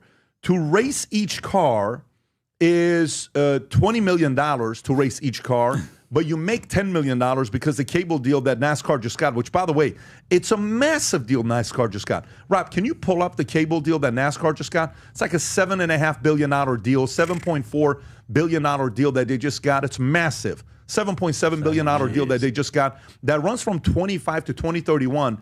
And you know what percentage NASCAR keeps of that? It's 63%, 64%. So Michael is suing NASCAR saying, listen, 63% is monopoly. Maybe 50% is the number. We need to make some money. We're racing to lose money. What's the purpose of racing? Can you find out, Rob, what percentage that 7.7 million NASCAR and the track owners keep? And look, we're not saying anything about anybody keeping or not keeping, but this is a monopoly law. So here's a story of a monopoly law taking place that Michael actually may end up, right there. Look at that. NASCAR keeps 65% of the deal. Rob, can you compare that to other sports?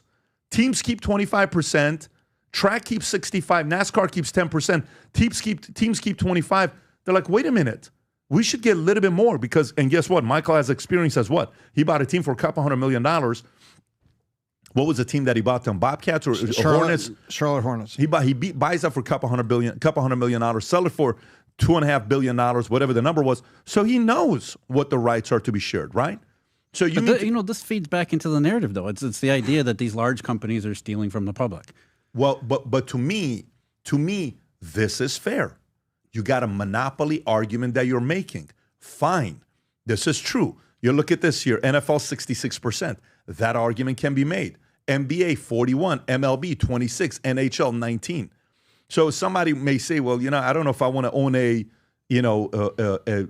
owners love Roger Goodell, what he's done. Michael's simply saying, hey, NASCAR, kind of give us a break here. We should get a little bit more. But school teachers were wondering why kids hate billionaires and rich people. Who do they spend the most time around? Yep. You speak to somebody who has an accent. That accent didn't accidentally come about. They came about because of who they hang out with.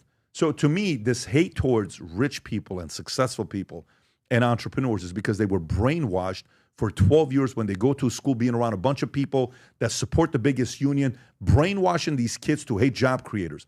And that's a problem. I'll pause. Tom, your thoughts? Well, first of all, I agree with you 100%. That is exactly how it happens on the education side. Now, what's happening in societal now? You were talking a little bit about the societal break. Well, I'll tell you what's happened right now. It says what happened under Biden was America became uproariously expensive because they printed money and then they had runaway inflation.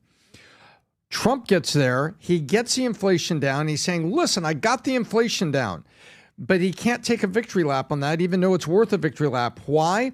Because the food and the housing are still expensive. They've stopped going higher, but they're still crushing the middle class. And so he's got to find ways to move there. And guess what? The people under 40 wanted to elect Trump to change that. But what did he change? He did change the inflation, but the underlying cost is harder to change, and it's not going to happen overnight. And so here's where it's showing up. Yesterday at a cabinet meeting, it was yesterday or the day before yesterday, I saw the clip, but J.D. Vance had it right. And J.D. Vance was talking very clear-eyed and very clear words. He said, listen, the affordability crisis was the Dems, but we're not going to get everything done in 10 months. He said, they need to understand, the voters, Americans lost $3,000 per household under Biden.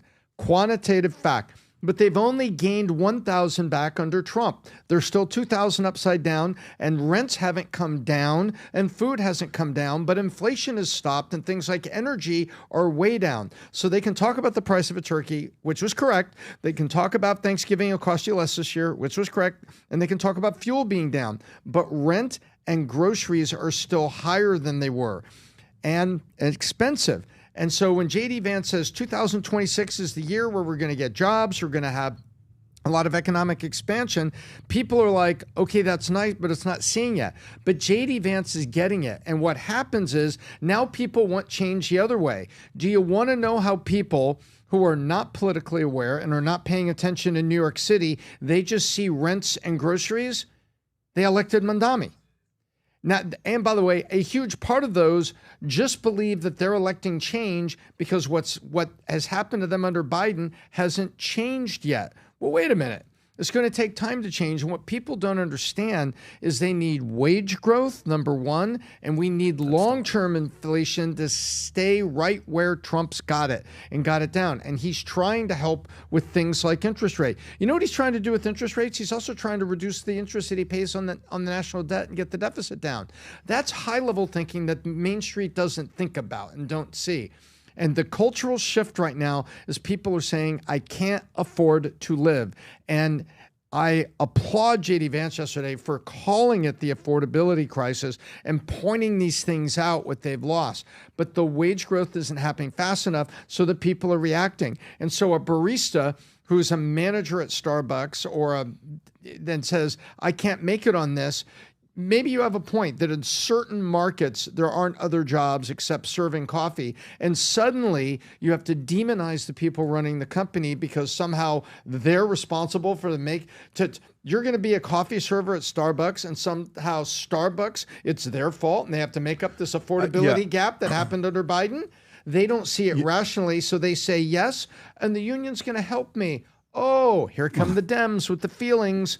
Bang. And that's where it is. Yeah. The affordability undercurrent here is a threat to the midterm elections. Tom, let me tell you what happened. Yesterday, I get a Manek from a billionaire 2 days ago. I think you know. Oh, yeah, yes. So I get a Manek from a scheduled 15-minute call. I'm like, all right, so what does this person want to talk about? Very successful guy, made a lot of money, well-known in his space. So we have the conversation. He says, I'm thinking about making content, but I'm concerned. Should I not?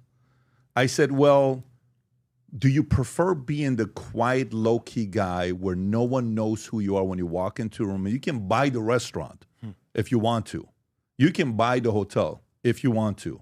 But nobody knows you. You eat your food. You give your 30% tip. You walk away. You go to your family in your beautiful home, and you're just living a peaceful life. Kids are not harassed. Nobody's really paying that much attention to your last name. You're good to go. Or do you want the opposite to do this? So, well, that's kind of where the debate is. Should I not do it, right?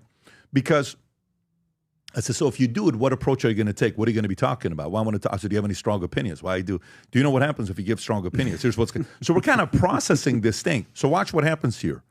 To me, there's two things. To me, if you succeed, a part of you succeeding is helping other people succeed as well. Okay? It's got to be a way you give back.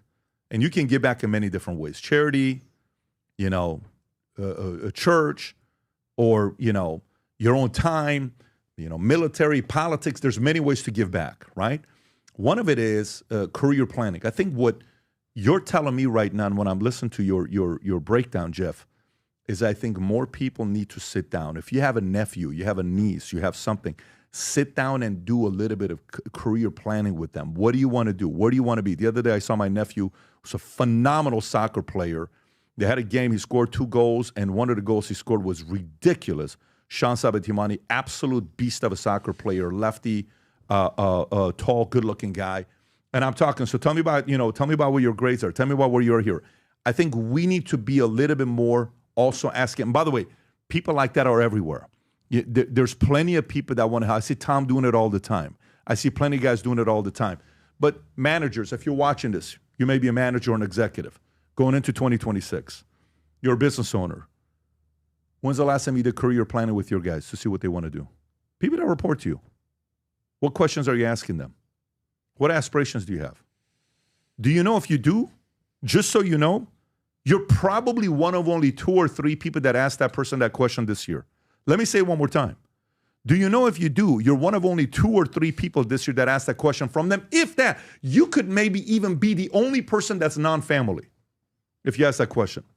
Because no one's sitting there and saying, hey, what do you want to aspire to do? What dreams you got? What plans you got? Who do you want to be? What kind of a life do you want to live? Do you want to have kids? How many kids do you want to have? Do you know how much it costs to do that? Do you know what the cost of private school is? Had a couple that came up to me. They had won a contest, and they said, look, instead of going to dinner, can we just do a planning for our family in the future? I said, sure, let's sit down. We went through the whole thing. They're like, wait a minute. To have 5 kids and to put them in private school and to live in a 5-bedroom small house, we need to make this much money? Yes. There was a moment where they look at each other as if no one ever talked to them about this. I said, let me get this straight. I didn't do any magic here. This is regular stuff. He says, well, none of our parents ever sat us down and talked about stuff like this. And then reality hit. And then they said, well, maybe instead of 5 kids, we go to 2 or 3 kids. Well, maybe instead of a 5-bedroom house, we rent. Well, maybe instead of private school, we go to public. Well, maybe instead of a brand new car, we go to a 10-year used car. Then they started really kind of sitting there and saying, honey, we have one of 2 choices. Either we compromise and we live this life, or we increase our market value. Those are the 2 choices you have. Yep. You can't sit there and point fingers and say, can somebody pay me $500,000 a year because lifestyle is so expensive? Can somebody pay me $250,000 a year because it's so hard to raise kids? That's what's causing people to ask those questions. Yes, things are more expensive. Yes, homes are more expensive. Yes, the income to price of home went from 3.5 times to 8.5 times. You know what numbers I'm talking about here. Yes, it's ridiculous when I talk to regular people. But as individuals, I think we can do a better job career planning and coaching some of the guys. I'll give you the final thoughts on the story, and we'll go to the next story. Well, I was just going to say you're exactly right, and that's where the socialism comes in. Because in the absence of that type of information, whether it's just planning or sitting down and talking about this, guess what happens? The socialist comes in and says, that billionaire over there, he's the reason why you can't have 5 kids. He stole it from you through his evil, greedy capitalist ways. Yep. And so to most people, they look at that and say, I don't have any other explanation. That sounds plausible. So I'm gonna believe that. And then the union, like Tom's point here, the union comes in and says, yes, those greedy capitalists stole it from you. So you deserve to have all that, and they should give it to you. So it's an information vacuum. No, you're right. Have you seen that stat Rob, on how many married homeowner people we had in America from 1950 to today, to 2020? Have you seen this chart, Brand? I think maybe you and I have talked about this before. If you go pull up this chart, look at this. From 1950 to today. Look where it estimated. Look where it starts cratering. You're going to 70. I think it's more 1990 on this one. But watch this here. Estimated percentage of 30-year-olds who are both married and homeowners from 1950 till today. This is scary. Jeff, this kind of goes to what you're talking about. Look at the 50s. Over 50% of 30-year-olds were both married and homeowners in the 50s, in the 60s, even the 70s, and then 70 drops 5% to 45%, but it's still 45%. In the 80s, that's only 45 years ago. And it still stays at that. In 90s, that's 35 years ago, we're at 43% of 30-year-olds were both married and homeowners. Then look at the drop after 1990. In 2000s, goes to 33%. In 2010, it goes to 22%. In 2020, 15%. In 2025, 10%. You know what? I don't know if you're. Do you know what the single biggest factor in that is? What's that? College. College? That's when people started going to college en masse. So you started running up debt. You started delaying life decisions. So you're no longer buying a house and owning a house and married at 30. You're now doing it at 35 if you can afford it, except college gets more and more expensive. You keep getting bigger and bigger debt. Housing prices continue to go higher and higher. And so you just keep falling further and further behind. Well, rather than a business podcast, we could talk this to a social impact podcast, because you're correct. That's one of the factors. One of the other factors that you see here, and I'm going to show you a reflection right into the election that just happened.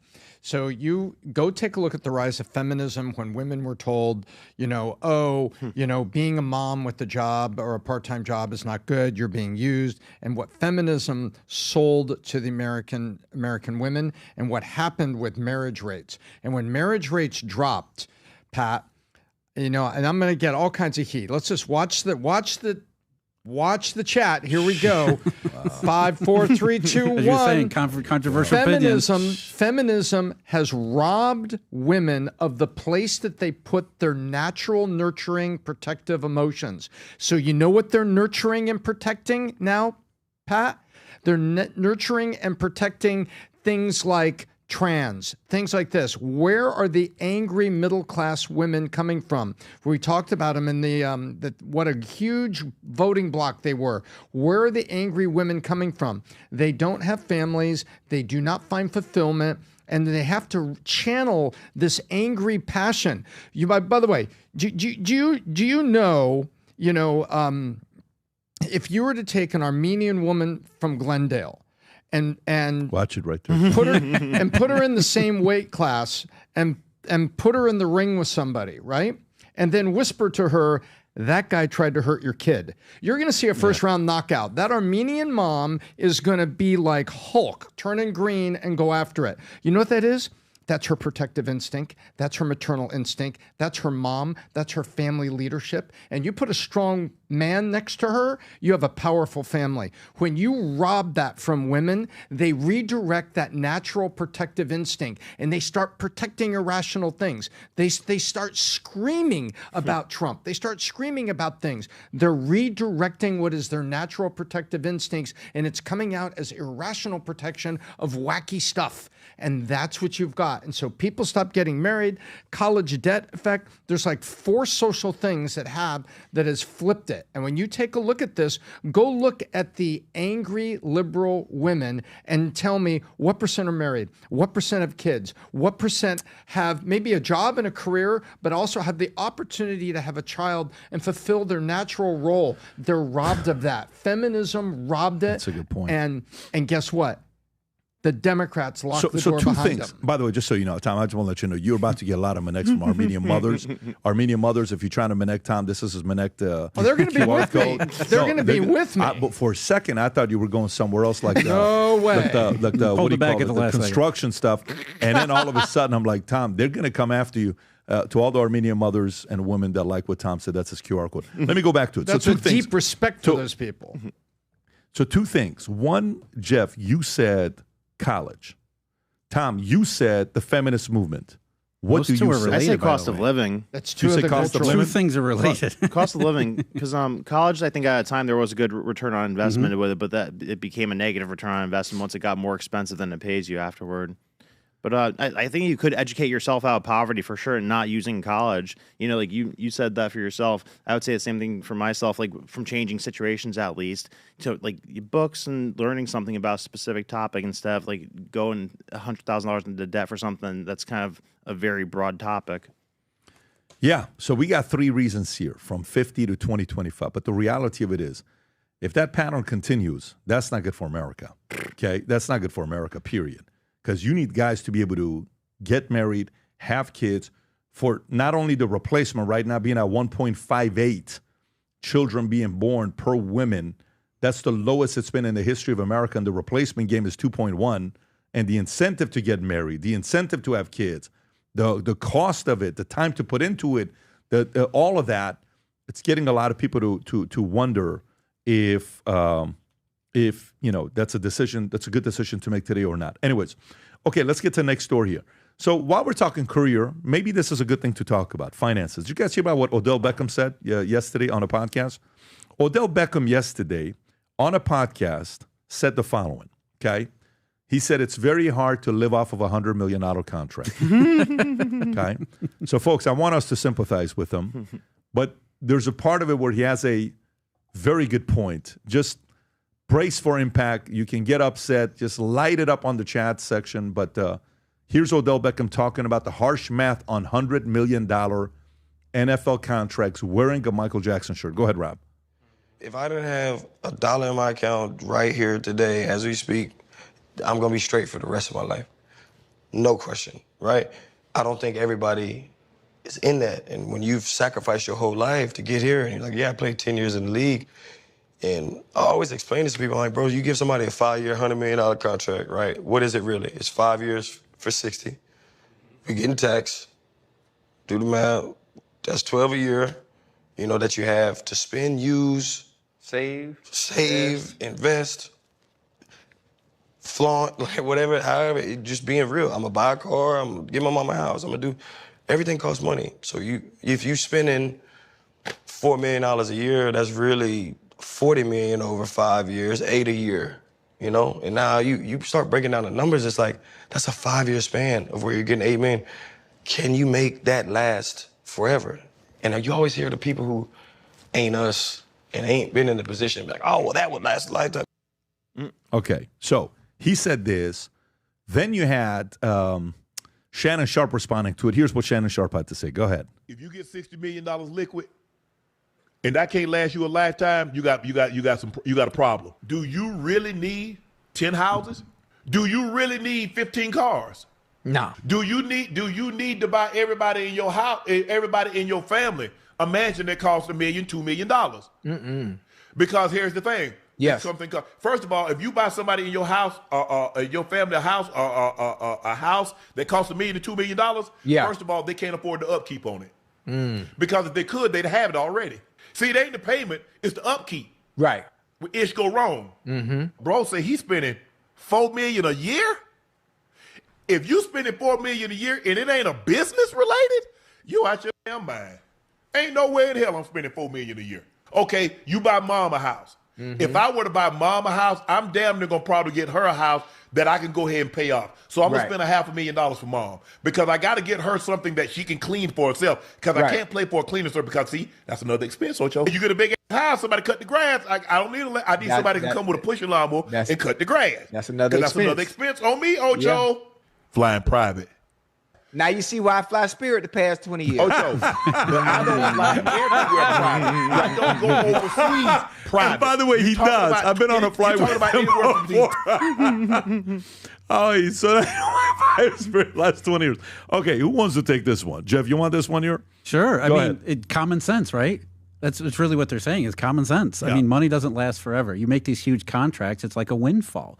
There's a reason why lottery winners end up broke because they don't, like we just talked about, people don't have the capabilities to manage their own finances, nor the foresight to plan, how am I going to live for the next 50 years off of one income stream that's going to end at some point? There's just a lack of information and planning. You know what?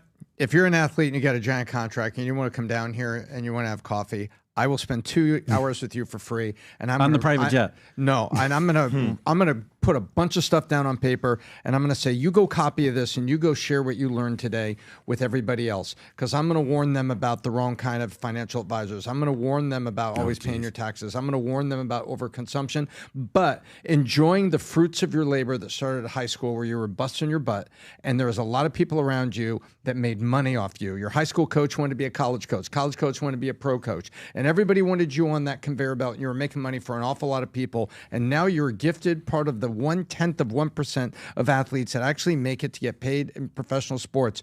And everybody laughs at these guys. What these guys are saying is that no one sat down with them. And Shannon Sharpe is saying, here's what you realize. He's saying, just put the word realize in your head and ignore the profanity and just listen to him. I realize if I bought my mom a house, I got the upkeep. I got to pay a guy with a lawnmower. I got to pay all this stuff. He wants his mom to do that, and he wants to take care of his mom the way she raised and took care of him. But he's realizing, wow, forever is a long time. So, and by the way, it's a house she can clean herself. So he's saying not anything too big that you got to have maids and other things at.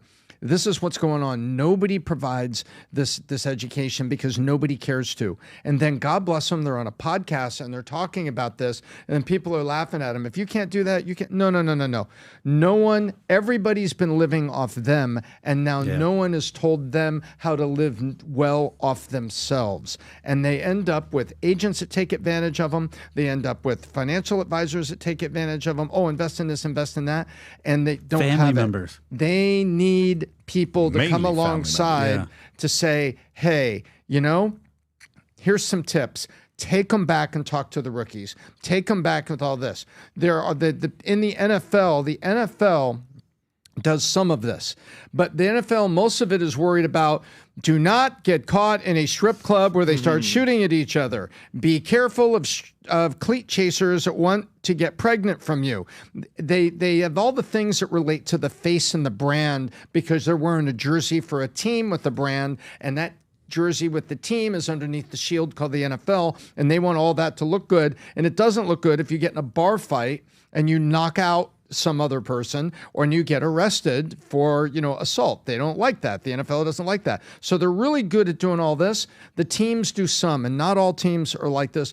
Some of the teams talk about financial things, I've heard, but not all of them. A lot of times it's up to the players. But who's in the players here? An agent and stuff. So when you look at this, you can make fun of them and you could do all that. But you know what? Now they're having to live off themselves after a whole line of people has been living off them, and they need education and they need help so that they can do good things with their money, support their family, but make it all the way. Because having a tragedy at the end where you have a broke athlete with all this stuff going on, they've got personal responsibility. But I think that's a tragedy, because where's the people that could have been alongside and mentoring them, not interested in their money and just helping them get set for the future? You see that documentary called Broke that talks about this? It's like 80% of them end up going bankrupt within a couple of years after. Yep. Yeah, I mean, but yeah, you're totally right. It's like just the way that inflation is, like they're it's an older documentary. It is. Yeah, 30 for 30. Isn't Mark Rippon in it? No. I mean, if you know Mark Rippon, folks, you're over 40 for sure. But keep going. You were saying, Brandon. Yeah, no, I was just going to say that if they had like a quick financial rundown, or like, I'm surprised there's not a booming industry around like a financial management for athletes, because it's like a unique position where you have a quick 5 to 10 year window to make a lot of money. Then you're never going to be able to make money off that skill again. But just the way that inflation's set up, it's kind of perfect for them, because if you invest half that into anything, basically, that's an asset rather than like just money sitting in the bank. You're going to do well over 30 years with the way that the government devalues our money. So, You know, like if you put in property, you put in like the stock market, you put in any like limited asset, then it's going to do well. But you know, they don't know that stuff. Obviously, they're 20-year-old kids who, you know, came from poverty that are suddenly have $100 million. By the way, I don't know if it was Mark Rippon. Can you check Mark? It could have been. Who was the Cleveland Browns quarterback that was a decent quarterback? Bernie? Paid $41 million. Kosar, yeah. That's who's in that documentary. Yeah. Bernie Kosar is in that documentary, I believe. Yeah. You know what part of the problem is? There's expectations. People have expectations, and they're oftentimes unreasonable. And this is not just about athletes. This is normal people too. They start making a little bit of money, and their expectation is that it removes all constraints. Yeah. Like you make a lot of money, you think, I can do whatever I want now. I can have a private jet. I can live in 18 different houses. And there's a lot of people around you who want to help you do that. Exactly, for a fee, right? And so, yeah, you have to realize expectations are, number one, you don't remove constraints. You raise the ceiling a little bit. But number two, you're going to attract people, like Tom was saying, who are in the business of being in your business. So expectations are just not calibrated correctly. And again, this is not just a problem for athletes. It's lack of information. That's a theme of the show. It's interesting you say that. 2 points I want to make on that. I got a Manek the other day from a lady who her husband passed away, and she got $7.5 million, give or take, and he had a good amount of insurance policy. And it's like, hey, what do I do with this now? You know, you kind of like, well, you know, I'm a $7.5 million person. No, you're not. I said, you're a $300,000 a year person. What does that mean? If you put that 7.5 at 4% at some place, if you are getting 4% income on it every year, you're making roughly $300,000 per year, right? Give or take whatever the numbers. I think it is exactly $300,000. I said, don't judge the amount of money you have in a bank if you don't have an income. What he says in the Odell Beckham, he says $60 million. If all of a sudden the contract is done and you're no longer playing, who the hell is going to pay you $100 million over 5 years if your name isn't Tom Brady or Troy Aikman or who's the other Dallas Cowboys, a phenomenal commentator, the quarterback, Romo, phenomenal, right? They're saying he may be one of the best ones. But, you know, I was with Antoine Walker about 10 years ago, 2015. We're in Chicago. We're having a cigar together at the cigar bar. And it's me, him, and Matt Sopala. Very nice guy. He was a very good NBA player. And his career earnings, he made $108 million in his career. You know what his net worth is today, give or take? I don't know what it is, Robbie, if you can pull it up. But he was talking about openly, I think he teamed up with Morgan Stanley Dean Woodard to coach the younger kids of what it's like to have, you know, money right there, $250,000 on the next one, Rob, celebrity net worth, $250,000. It's pretty wild. You got paid $108 million. He said something. He said, you know what the biggest challenge was? He said, when the money was coming in, one day I'm playing blackjack with Jordan because they're both from Chicago, you know, Chicago. So, you know, Jordan's Chicago, he's in Chicago. They're playing blackjack. And he says, I'm watching Michael play $1 million hands or $100,000 hands, whatever story he was saying. And he says, I thought I can afford to do that. And then I realized I can't. So sometimes it's partying with a guy who has real money and you think you have real money. You don't have that kind of money, but you want to seem like you can hang with that guy, and you can't.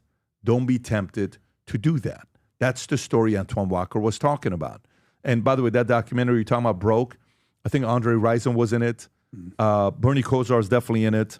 A few other guys that were in it who talk about that as well. Jamal Mashburn, who actually did pretty good for himself later on, ended up becoming a businessman.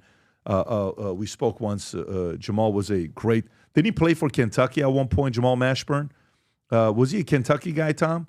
And then he came out. I don't remember where he came out of school. He played for the Mavs. He used to average like 20, 24 points a game. Mashburn was actually lights out. Yeah, he was Kentucky. Yeah, he was Kentucky. So anyways, I saw that story with Odell Beckham. Kind of made me think about what some people are going through financially. I know some people may laugh and say, well, $100 million. That applies to people making $100,000, $1 million, $250 a year, $80 a year.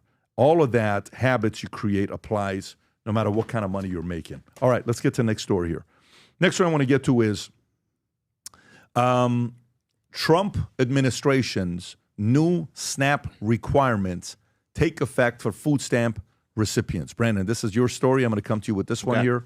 Rob, I think you have a video on this one here. The administration's new requirement for nation's largest food aid program went into effect on Monday with the aim of reforming the costly system. Trump's One Big Beautiful Act raised the age limit from 54 to 64 for people who must work, train, or volunteer at least 80 hours a month in qualifying activities to receive assistance from Supplemental Nutritional Assistance Program, SNAP. The size and scope of SNAP, which supports more than 40 million Americans, came under renewed scrutiny during the government shutdown as funding for the Sweeping Food Assistance Program neared a funding lapse. SNAP served an average of 41.7 million participants per month, about 12% of Americans, costing taxpayers roughly $99 billion. The CBO projects the new requirements will reduce the average monthly SNAP recipients by 2.4 million over the next 10 years. The Trump administration has claimed that costs for the benefits have grown out of control due to the growing reliance on the program and fraud within the system. Brandon, your thoughts on this? So when I was looking at the story, I'm looking at what Trump wanted to do with the requirements and the age change and everything. I'm like, great, awesome. And then when I got to the part that said, we'll only reduce the number of recipients by 2.4 million. Yeah, over the next 10 years, I'm like, what the hell is that? Years. Yeah. So that doesn't make any sense to me. Yeah. It sounded like a significant changes that he was making to it. So I don't see how it's going to only reduce it by that much. Like out of that 41 million, like I think that at least half of it's probably either illegal immigrants who shouldn't be receiving it based on what we saw before, or people who are fraudulently receiving it and kind of abusing the system. Like, it's not a sustainable thing to run a strong country giving away this degree of money. And this $99 billion is a small piece of what entitlement spending is per year. Entitlement spending per year is $3 trillion a year, like I said before. So, like, out of all that, like, that's one of the most disappointing things about Doge, too, is that once Elon started, like, asking questions about Social Security payments to people who are 200 years old and where Medicaid spending is going, that's when he got really nervous and really quiet and backed away from all of it, because I think he had some scary things said to him during that period of time. Because think about it, that's like the biggest slush fund in the history of the world, is that like block of money that gets spent on Medicaid, Medicare, Social Security. So imagine like how dirty that cesspool is when you look into it. But that's what's bankrupting us.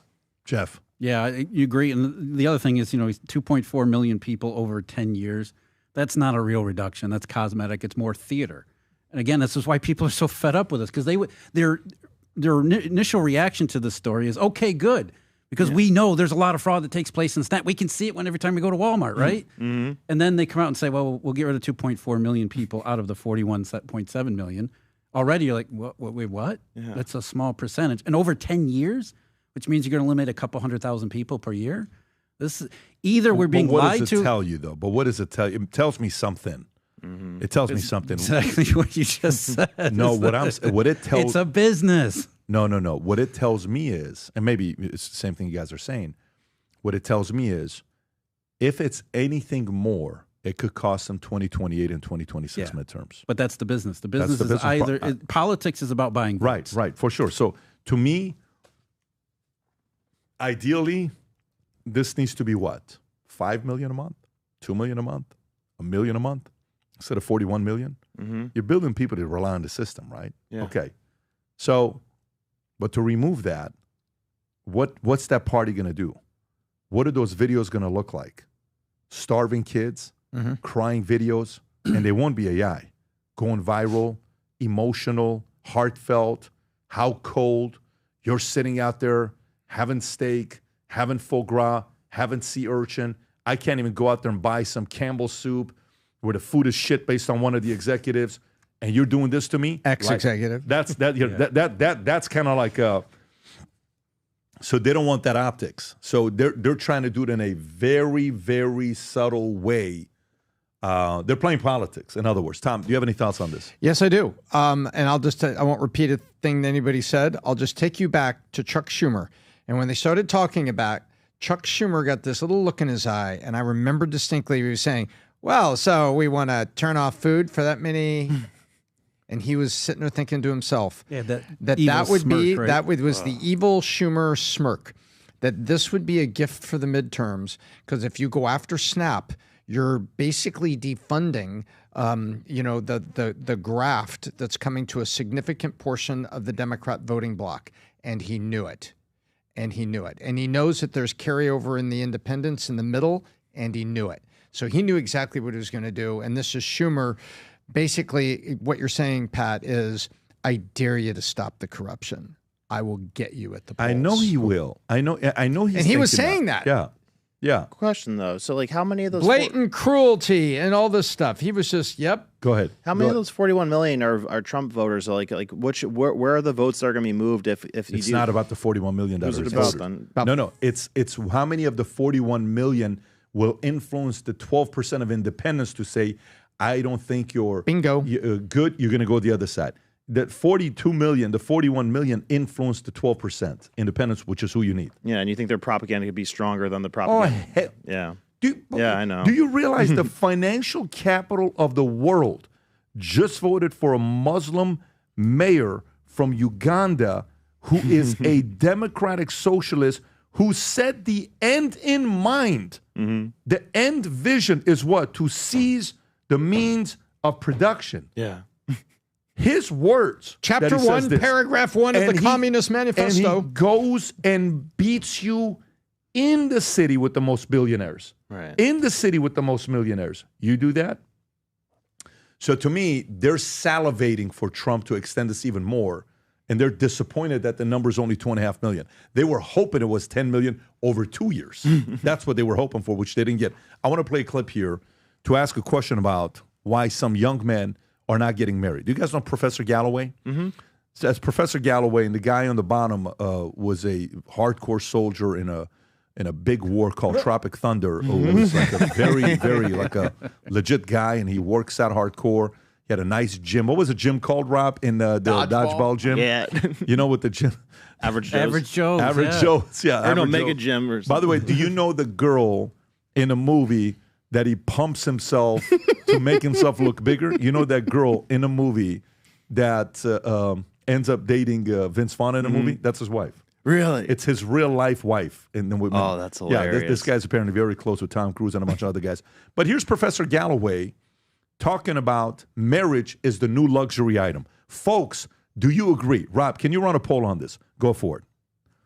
60% of 30-year-olds used to have at least one child 40 years ago. Now it's 27%. They can't afford to. And also, when you have a lot of young men who aren't economically viable, we don't like to have an honest conversation about mating. Men mate socioeconomically, horizontally and down, women horizontally and up.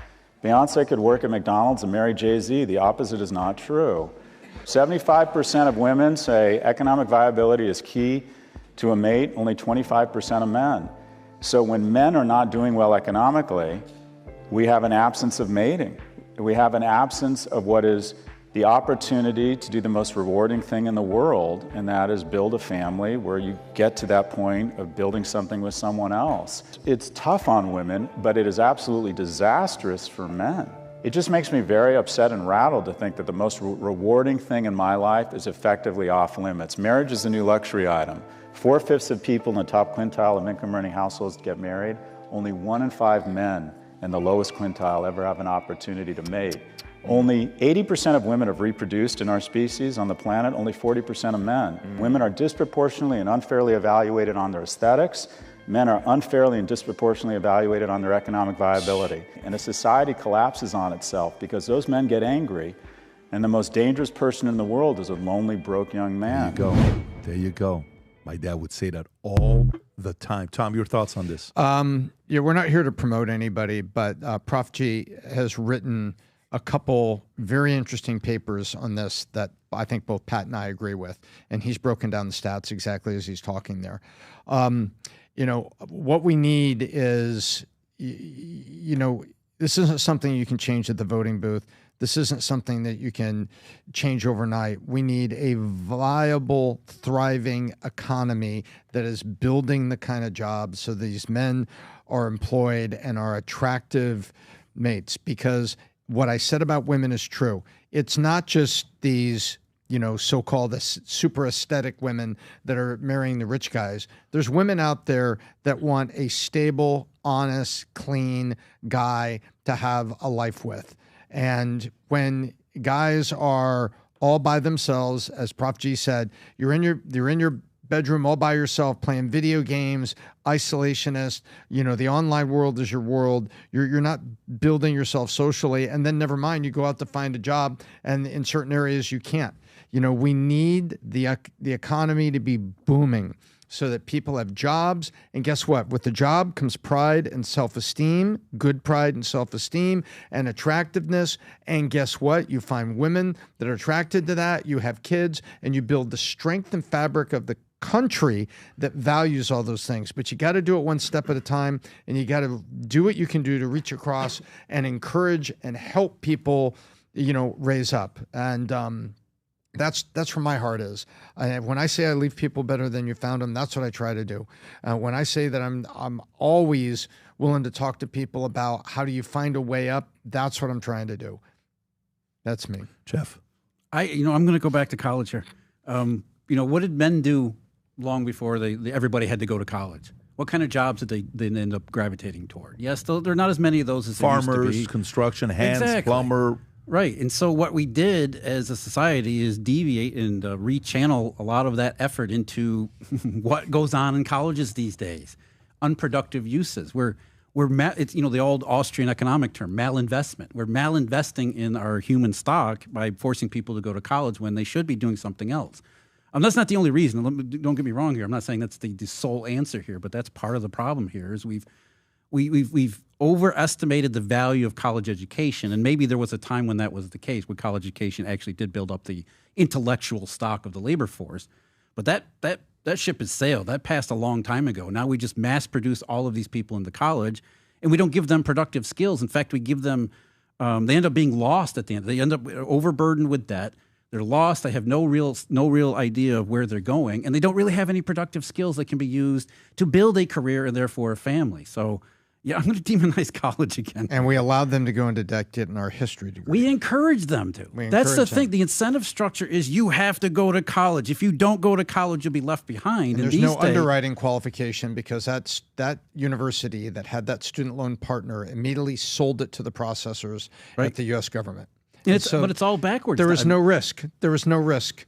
You think the mortgage crisis was bad because they weren't underwriting and they were doing Nina loans and stuff. That is nothing compared to, the shit that the student loan processors, do after the fact on payments, but that the student loan providers do with no thought to the underwriting and what you're doing to these kids. Now, you signed on the line for that car payment. You got that high car payment. The individual has to be accountable for their actions. They are, and I'm against student loan forgiveness. But they don't have the information. But there are drug pushers in the registrar's office that are pushing these student loan options. No, don't drop off and don't change your major. Just sign here. But most college kids don't have the information to make informed decisions. Number one, their parents don't tell them. Their schools are incentivized to push them off into college. That's the case. And nobody tells them, if you go to this school, your expected net earnings over your lifetime is going to be X. Everybody thinks it's huge. If I go to college, I'm going to be rich. Because once upon a time, there was a differentiation where if you did go to college, you ended up in the top end of the income spectrum. But that's a long time ago. So people don't realize that they're actually going in the wrong direction by going to school. They're getting worse off. Their future net worth is going down. And that's partly to blame of what we're seeing, what we just talked about here with the lack of family. When you go in to get a car loan, by law, there is a square that is in the middle of the page, 1/3 of the way from the top, and it is the total of all these payments. When you sign for a car loan, by law, they have to tell you that. By the way, here's the information. There's your payment. There's your rate. There's your paying for the car. And there's the TOP, total of payments. They're all together there, right on a line, right there, have to be shown. That's not the case when you get to the student loans. So it's their fault for not thinking, I'm getting a $300,000 student loan. Am I going to make $300,000 extra over 10 years to pay this back? Maybe if I'm a cardiologist, or but something. They've been told yes. They've been told the answer is yes. Go to school, take out the debt. It doesn't matter because when you come out the other side with a degree, you're going to make X more money than you do. I know they've been told. I'm saying it's a tragedy, but I'm No. also saying there's personal responsibility signing that paper. Sure. Yeah. And I think it's more than that. Tom rarely says shit. The only thing I ask of you, Tom, next time you're going to say that, just say earmuffs, give it a second, then drop it. Go ahead, Brandon. I'm sorry, I effed up. I think it's a little bit more than that, too. I think that there's just not enough urgency amongst people because, ultimately, like only 20% of people I think are motivated, like exceptional people, and then 80% of people are just like, you know, less motivated, unexceptional people, and that's the way it's always been. And no matter how much people want something, it's going to be less people than the majority that like do everything possible to improve their situation to like, you know, be at the top echelon of society. I mean, and it's like I think there's something to be like hopeful for guys. Like I sent Rob this chart here because it shows that most of the time like guys don't even appear most attractive until they turn 35. So this shows like when girls are considered like the most appealing and when guys are considered most appealing. So like girls peak at age about 23 in terms of like they call it sexual market value, and then guys peak around age 35 because that's when they come into like their physical and financial prime. So you know, it's probably a lonely place for guys that are in like their early 20s because the girls at that age like seem like way out of their league and don't have any interest in them. But you know, like if you do put all of your energy into improving yourself financially and like physically and all that, then like I think you're going to be in a better position than if you just mope about it. Yeah, I don't know. I think 47 is still peak. So I don't appreciate whoever did this chart. For certain people. I'm not a fan of this, but no, it's not. It's so women peak at the boob on the left. They're at 23, and then the boob on the right at 43. Men peak. So they're 20 years apart. Those look more like knees bent than they do boobs. If your boobs look like that, that's a weapon, Tom. Well, Rob, remember we were in LA where 86% of the boobs were not real. Yeah, but if that's a terrible doctor. Like, that guy should get fined. That doctor should be like, I want to read his Yelp reviews because there's complaints. Have you walked down the beach in Venice? No, Tom. I don't know which beach you go to. We don't go to nude beaches. Rob, can you go back to the other chart that you had about swipe rights? Yeah. Go ahead, Brandon. So that has nothing to do with money, by the way. So, you know, that whole article from Scott Galloway, he was saying it's because of money only. No, it's also because of looks. Like, this is just purely looks. Nobody knows how much money anybody's making on Tinder. And this shows that guys, they swipe right on 52% of women they see on Tinder, swipe left on 40%, 7%. And then women, they swipe right on only 3% of guys they see on Tinder, and then swipe left, meaning they say no to 95% of guys they see on Tinder. So women are just like much more selective based off like visuals and first impression than guys are. So there's more than one factor. It's like not just finances, but yeah, the financial thing's definitely a thing. The cost of living, we've talked about to death. That's a problem, but it's like it's not like a huge amount of motivated people that are like willing to do anything to get themselves out of that situation. Yeah, I mean, look, the question, is marriage worth it? The poll, here's what people are saying. Rob, it's a luxury item. This is what people said. 2,200 people voted. Do you agree with Galloway that marriage is the new luxury item? Yes. 43% said no, okay? The reality of it is very expensive to get married today, okay? Very. But I will tell you, you know, you can buy a lot of things. You can travel, you can party, you can have fun. One of the main purpose of being a human being is to procreate.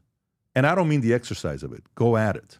I'm talking about the actual idea of a kid that calls you and says, Dad, where are you? Daughter calls you and says, Dad, when are you coming home? I run home, Brooklyn runs to me, and she puts her feet around my back and hugs and puts her cheek against the cheek. All the money in the world, you don't even think about it. You don't think about the success. You don't think about your following. You don't think about the money in the bank account, the investments, the people that called you. You don't think about any of that stuff. You just think family. And to not experience that as an individual, it's a travesty because it's a God-given tool, God-given gift given to us to do something with that, and to see that kid grow into somebody later on who independently, their dreams are becoming a reality. They're figuring life out, and you always have these people that are walking around with your pain, your thoughts are with them. It's priceless. If you can find a way to do it, I'm not telling you to find the closest person near to you and go make a baby with them right now. You shouldn't.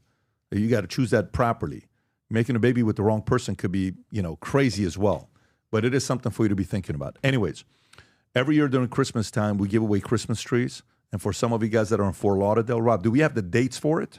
I believe it's tomorrow from 12 to 4. I'm confirming right now, but tomorrow, 12 to 4. That can't be tomorrow, Rob, because I've never done a CT on this video. Thursday, December 4th, 7 to 9 p.m. No, we're changing that time. Okay. We're changing that time because we've not done a single CT on that. So then let's not play that clip. But anyways, guys, we're about to announce that we're going to be giving away Christmas trees. here soon. On our property. Last year, we gave hundreds away, and people came through, and it was a very cool experience. We give away Christmas trees and ornaments and a bunch of other things. So stay tuned for that. And then last but not least, Jeff Snider, phenomenal as usual, brilliant mind. Go subscribe to his YouTube channel, Euro Dollar University. Follow his content, Rob Kim. We put all that stuff below as well for people to be able to find him. Jeff, great work as usual. Appreciate having you on. Tom, Brandon, guys, God bless. On Friday, your favorite person will be on the podcast that I know you guys can't wait to see him. God bless everybody. Take care. Bye-bye. Bye-bye.